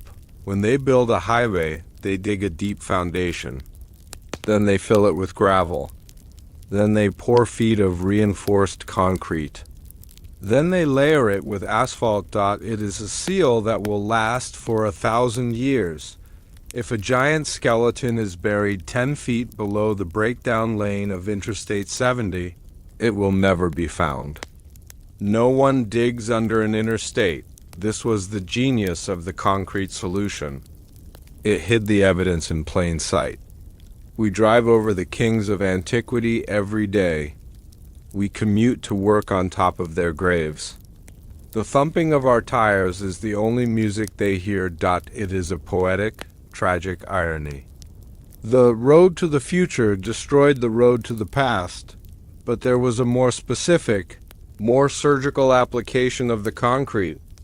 Sometimes the agents didn't want to destroy the mound. They just wanted to seal the opening. Many mounds were not just piles of dirt. They were hollow. They had stone archways. They had entrances. In the early 20th century, boys playing in the woods would find these openings. They would crawl inside. They would come out with copper beads and stories of sleeping men. This was dangerous. A hollow mound is a tourist attraction. So the government sent out the mixing trucks. They would find the entrance. They would run a hose down into the dark throat of the tomb, and they would turn on the pump. The sound of the pump is a rhythmic thud. Thud, thud, thud. The gray slurry flows down the hose, sliding over the ancient stone steps, filling the void. It surrounds the bones. It surrounds the artifacts. It fills the chest cavity of the skeleton. It rises to the ceiling. And then it hardens. The tomb is no longer a room. It is a solid block of stone. If a future archaeologist tries to excavate it, they will find nothing but a confused mass of cement and bone fragments. The context is destroyed. The evidence is fused together. This technique is called capping. It was used in mines to stop fires. It was used in wells to stop pollution. And it was used in history to stop the truth. There are stories from construction workers in the 1940s. Old men who sit in diners and talk about the government jobs they worked on. We weren't building anything, they would say. We were just pouring cement into holes in the ground. Miles of it. I never knew what was down there. Now we know. The psychological impact of the concrete solution is profound. It represents the ultimate arrogance of the modern world. We believe that our materials, our concrete, our steel are superior to the earth. We believe we have the right to edit the landscape, but concrete cracks. Asphalt crumbles. The earth shifts. Even the strongest seal is temporary in the eyes of time. But for now, for our lifetime, the seal holds. This explains why there are so few new discoveries. The easy ones were all found and erased. The hard ones are under the lakes or under the roads. We are living in a sanitized version of North America. A version where the anomalies have been paved over. But as you listen to this, do not feel hopeless. Feel the weight of the secret. A secret that requires millions of tons of concrete to hide must be a very powerful secret. They wouldn't have spent billions of dollars on dams and highways just to hide a few arrowheads. They did it because they were afraid of what was down there. The scale of the cover-up proves the scale of the reality. Imagine the map of the United States in your mind. See the blue lines of the rivers? See the gray lines of the highways. Now imagine them as the bars of a cage. A cage built to keep the giants down, but the giants are patient. They have slept in the earth for millennia. A layer of concrete is just a blanket to them. Nature eventually reclaims everything.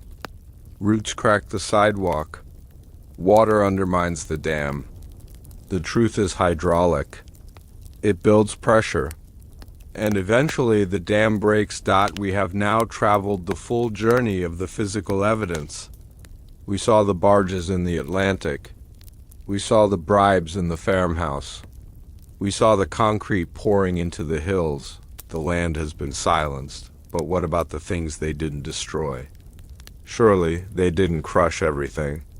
Surely the scientists couldn't bear to destroy the most perfect specimens. The crown jewels of the giant race. Where are they? They are not under the concrete. They are not in the ocean. They are in a room. A specific room. A room that officially does not exist. It is time to leave the construction site. The cement has dried. The road is built. The water is calm. We must go back to where we started. Back to the institution. But we are going deeper than the archives. We are going to the sub-basement. To the level that is not on the elevator buttons. Level B? The final resting place of the king. The concrete hides the masses. But the vault hides the master. Sleep now. The road is quiet. The water is still. The seal is set, but your mind is free to travel beneath it. Good night. If you walk into the Smithsonian Museum of Natural History today, you can take an elevator to the basement. The button says LL for lower level. The doors open and you see a cafeteria and a gift shop. You see tourists eating sandwiches. You see children buying plush toys. You think you have reached the bottom of the building. You are wrong. There is a service elevator in the east wing, hidden behind a gray door marked custodial. It requires a key card that only 3 people possess. If you were to swipe that card, the panel would light up with a button that does not exist on the public maps. A button simply marked B. This is not the basement.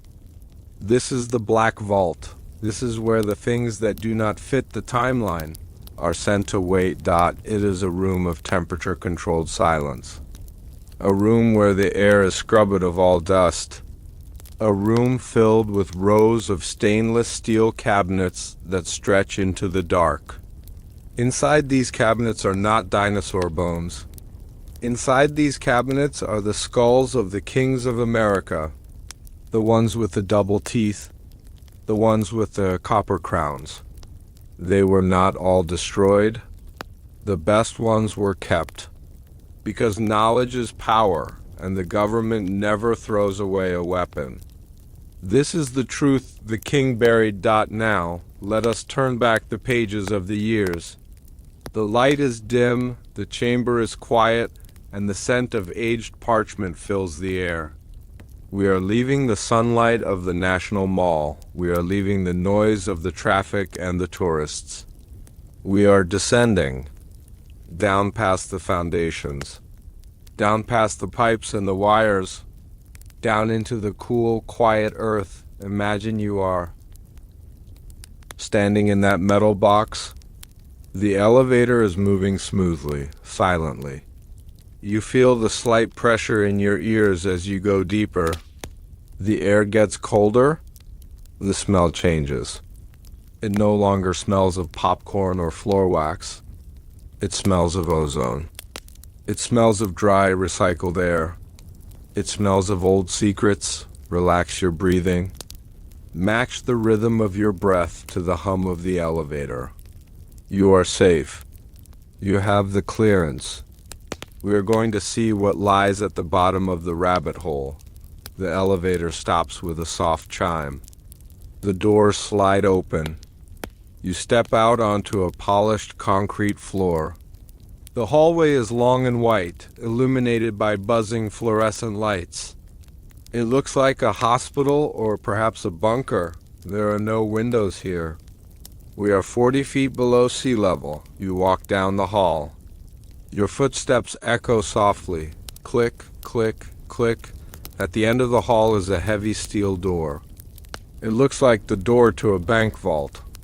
There is a wheel on the front. You reach out and turn the wheel. The mechanism is well oiled. It spins silently. The tumblers click into place. You pull the door open.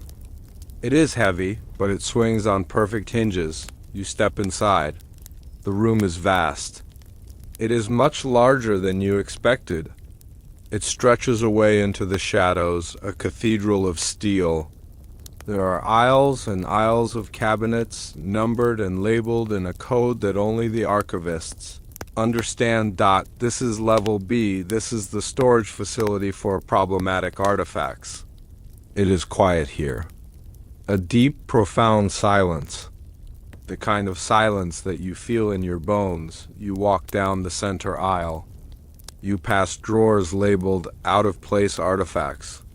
You pass boxes labeled anomalous metallurgy. But you are looking for a specific section. You are looking for the section marked Anthropology Class X. You find it in the back corner. The cabinets here are larger. They are reinforced. They are locked with biometric scanners. But in our dream, in our journey, the locks are open. You pull open a wide, flat drawer. It slides out on ball bearings. Lying on a bed of black velvet is a femur, a thigh bone. It is brown with age, but it is smooth and solid. You place your hand next to it. The bone is thick, massive. It looks like the bone of an ox, but the shape is undeniably human dough. This is the bone of a runner, a warrior, a being who could cover the ground with strides that would leave a modern man breathless. You close the drawer. You open the next one. Here lies a jawbone. We spoke of it before, the terror of the double teeth. But seeing it here, in the quiet of the vault, it is not scary. It is simply a marvel of engineering. The bone is dense. The teeth are white and sharp. You can see the power in the curve of the mandible. Why did they keep them? We talked about the barges. We talked about the concrete. We talked about the destruction, but the Smithsonian is, at its heart, a collection. A museum never throws away the type specimen. The perfect example. They destroyed the duplicates. They destroyed the damaged ones. They destroyed the ones found by farmers, but the kings, the ones found in the stone coffins with the copper masks, they brought them here. They kept them because science is arrogant. They believe that one day they might solve the puzzle. One day they might be able to explain the giants without destroying the theory of evolution, or perhaps they kept them for the DNA. Imagine the genetic information locked inside that marrow. The blueprint for a human that is stronger, faster, and smarter. Is level B a tomb? Or is it a seed bank? The thought lingers in the cold air. You walk further down the aisle. You come to a glass case. Inside is the copper armor. It has been polished. It shines with a dull red-gold light. The breastplate is etched with star maps. You look closely. The stars are not the stars we see today. The constellations are shifted. This armor was made when the sky looked different. Thousands of years ago. It is beautiful. It is a work of art.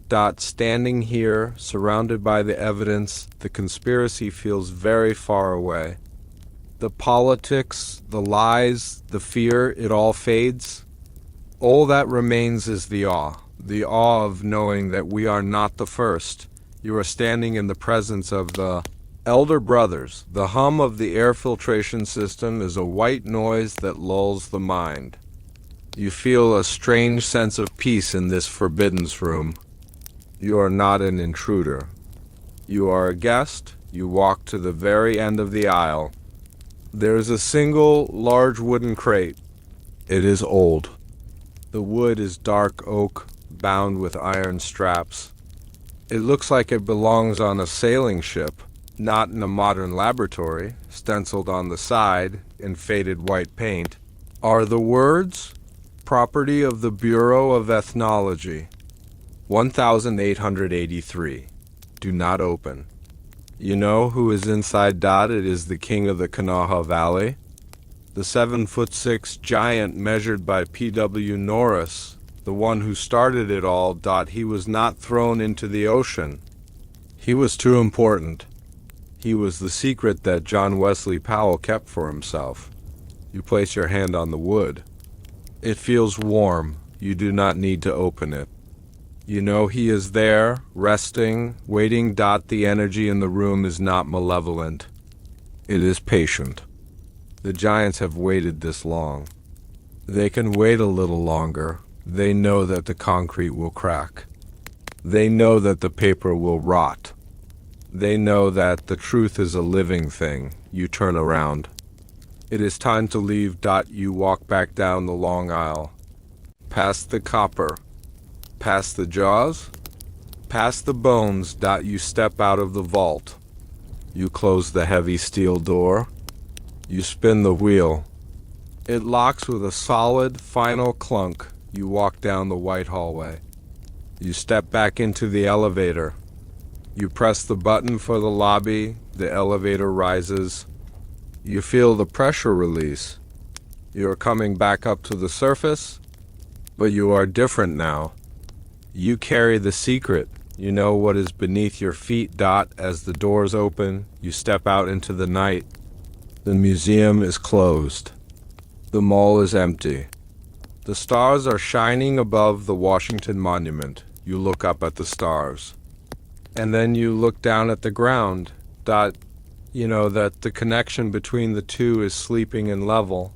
The story of the Smithsonian giants is a story of loss. We lost our history. We lost our sense of wonder. We lost the knowledge of the copper surgeons, but tonight we found it again. We traveled through the fog of the Atlantic. We walked the fields of Ohio. We stood at Niagara with Lincoln. And we descended into the Black Vault. The journey is complete. The circle is closed. You can let go now. The evidence is safe. The kings are sleeping, and you are sleeping too. Your breathing is slow. Your body is heavy. The world of conspiracies and cover-ups is fading away. There is only the dark, warm earth. The embrace of history. You are part of the story. Now. Sleep. Drift, dream of the giants. Good night. We live in the age of genetic transparency. We can sequence the DNA of a woolly mammoth from a frozen hair follicle. We can trace the lineage of a pharaoh from a speck of dust. Science has unlocked the library of life. Yet there is one door that remains bolted shut. If you were to walk into the Smithsonian today with a DNA sequencing kit and ask to test the bone fragments from the Class X cabinets, you would be arrested. It is not a matter of preservation. It is a matter of containment. The modern scientific establishment is terrified of what that dust would reveal. Because if the helix of a giant does not match any known human haplogroup, then the entire timeline of evolution collapses. They are hiding the biological proof that we are not the first masters of this continent. They are hiding the fact that the bloodline did not evolve into us.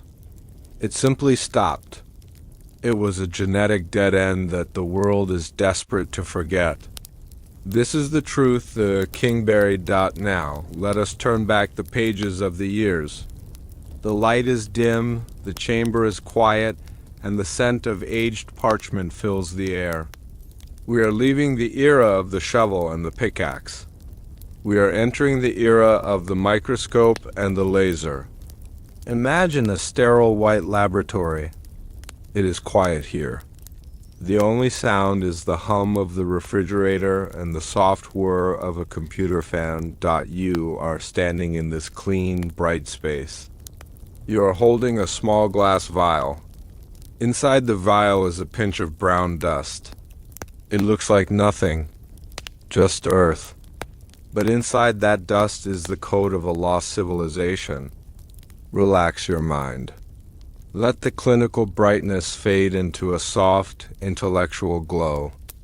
We are going to look at the invisible barrier that surrounds the truth. The tragedy of the modern cover-up is that it is no longer done with hammers. It is done with lawyers. In 1990, the United States Congress passed a law. It was called NAGPRA, the Native American Graves Protection and Repatriation Act. It was a good law. It was designed to return the stolen remains of ancestors to their rightful tribes. It was an act of apology. But like all laws, it had a loophole. And the Smithsonian found it. The law states that remains must be returned to culturally affiliated tribes. But what happens when you have a skeleton that is 7 feet tall, with double rows of teeth and copper armor that matches no known tribe? What happens when the local tribes say, "This is not our ancestor. This is the enemy"? The Smithsonian labeled these remains as culturally unidentifiable, and under that label, they lock them away in a legal limbo. They cannot be returned because no one claims them, but they cannot be tested because the law forbids destructive analysis. On sensitive remains. It is the perfect catch-22. The law designed to protect heritage is being used to hide history. Imagine the frustration of a young geneticist. She knows the bones are there. She knows that a single swab could answer the greatest mystery of the Americas. She could prove where they came from. Did they come from Europe across the ice bridge? Did they come from the Pacific? Or were they here all along? But she cannot touch them. The glass is sealed. The guard is watching. The dust in the vial remains a mystery. This blockade suggests that the authorities already know what the DNA says. You do not ban a test unless you are afraid of the result. What are they afraid of? They are afraid of haplogroup X. In the few instances where testing was done on the fringes on mummies found in Nevada, caves, or in private collections, strange markers appear. Genetic markers that are found in the Middle East or in the Basque region of Europe. Markers that should not exist in ancient America. This suggests a global civilization. It suggests that the Atlantic Ocean was not a barrier, but a highway. If the DNA proves that the giants were transoceanic travelers, then Columbus was late. The Vikings were late. Everyone was late. The history books would have to be burned. The textbooks would have to be reprinted. The academic careers of thousands of professors would be ruined. It is easier to keep the drawer locked. But there is a deeper, darker biological secret. The concept of the dead end. We like to think that we are the winners of evolution, that we are the improved version, but the bones suggest otherwise. The giants were stronger.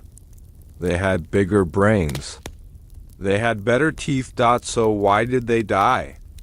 The DNA might reveal a weakness, a genetic flaw, a susceptibility to a virus, or perhaps an inability to adapt to a changing sun.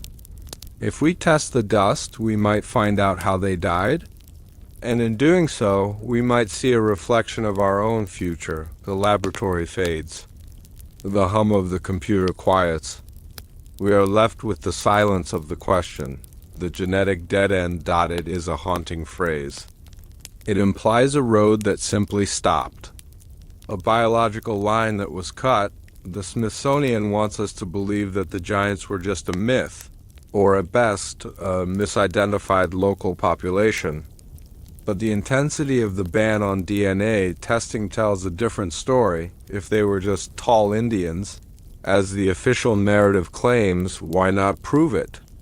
Why not test the bone, publish the paper, and end the conspiracy theories forever? It would be so easy. It would take 1 week. The fact that they refuse to do so is the loudest admission of guilt. Silence is an answer.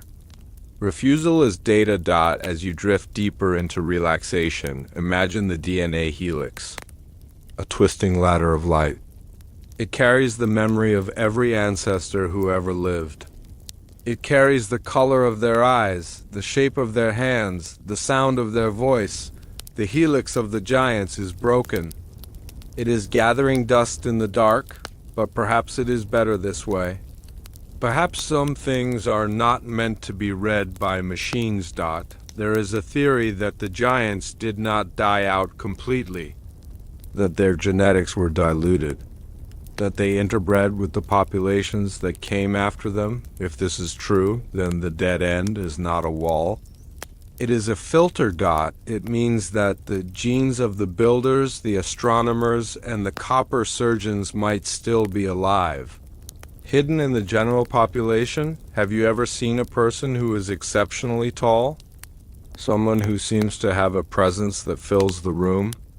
Someone with a heavy brow or an unusual strength? Maybe the DNA is not in the museum. Maybe it is walking down the street.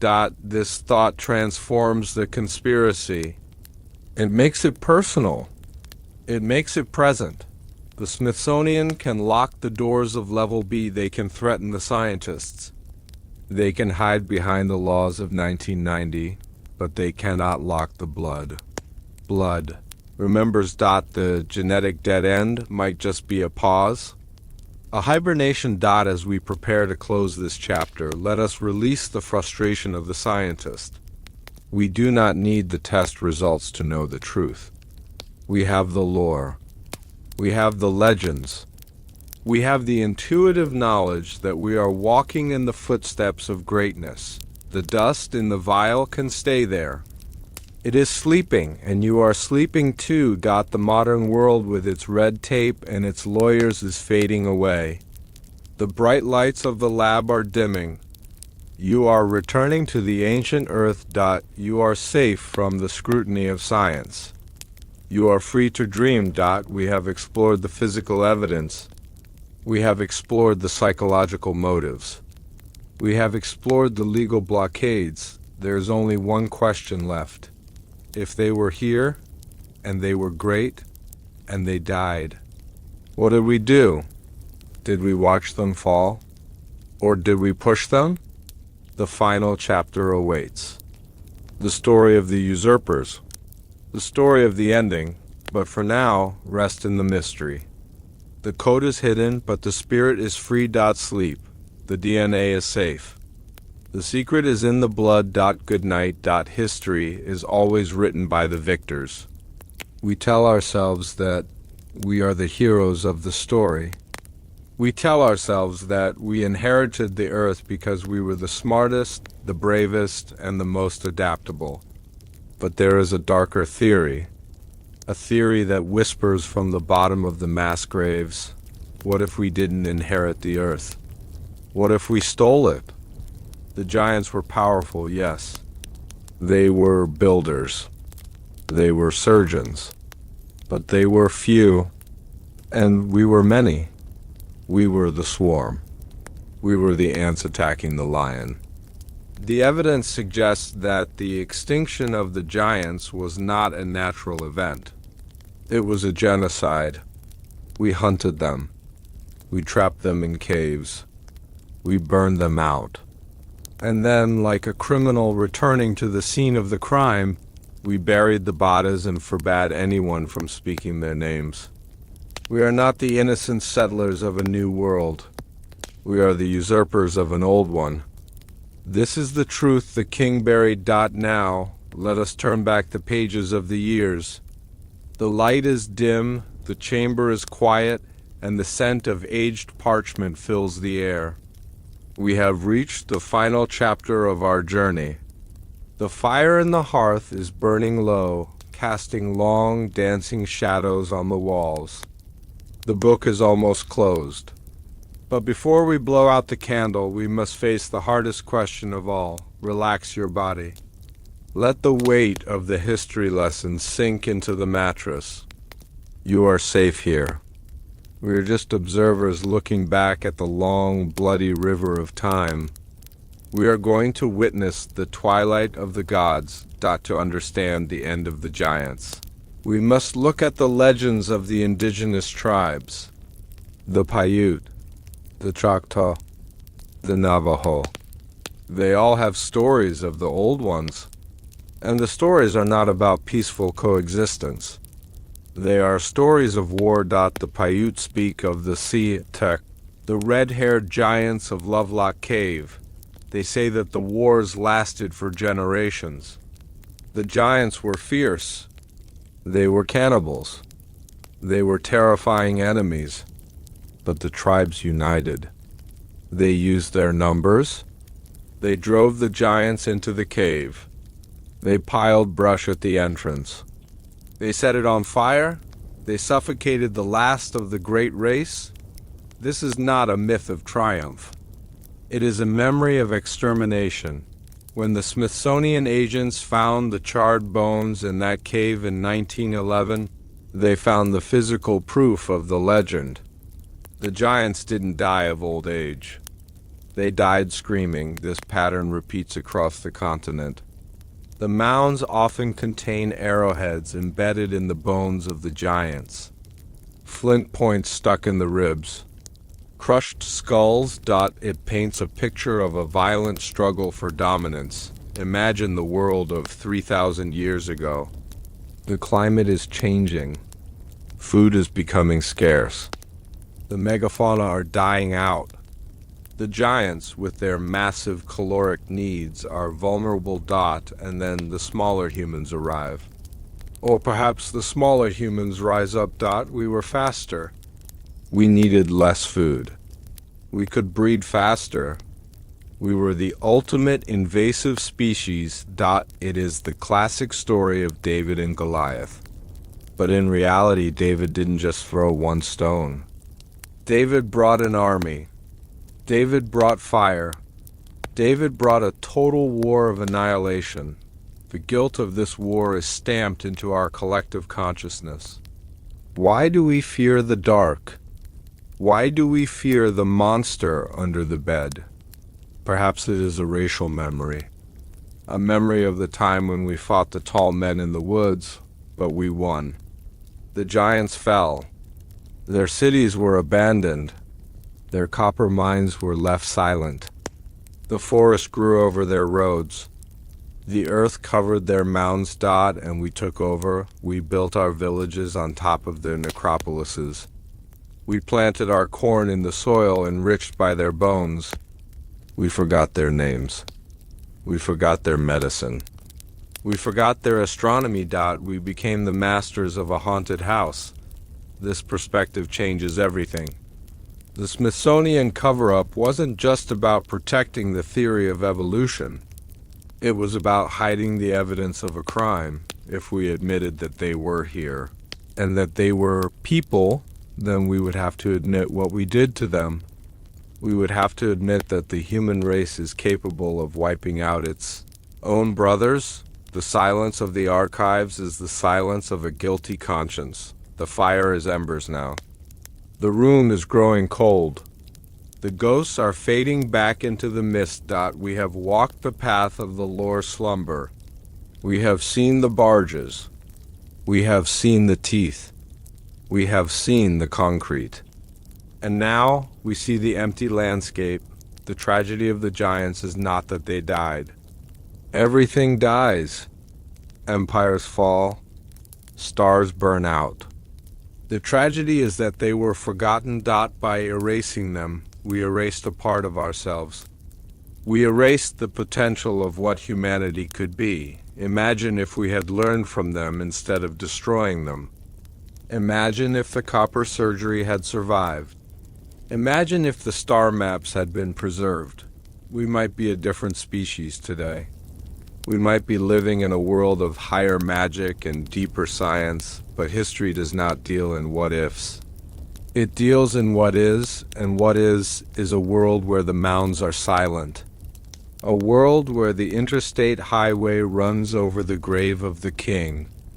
A world where the truth is locked in level B, but you know the truth now. You are the keeper of the flame. As you drift into sleep, do not feel sadness. Feel respect. Respect for the ones who came before. Respect for the sheer scale of the history that lies beneath your pillow. The giants are gone. But they are not gone. They live in the shape of the land. They live in the names of the rivers.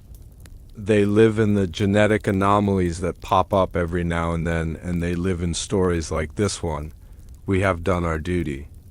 We have remembered them. We have spoken their deeds. We have measured their bones with our words. The cover-up has failed. Because you listened, the Smithsonian can keep the physical keys. But we have the keys to the imagination. The king of the Kanawha Valley is resting in his crate. The warrior of Lovelock Cave is resting in the ash. And you are resting in your bed. We are all part of the same earth. We all return to the same dust. The conflict is over. The war is done. The peace of the ages has settled on the land. Sleep now. The usurpers can rest. The giants can rest. The story is finished. Let the darkness take you. Let the silence hold you. You are home. Good night.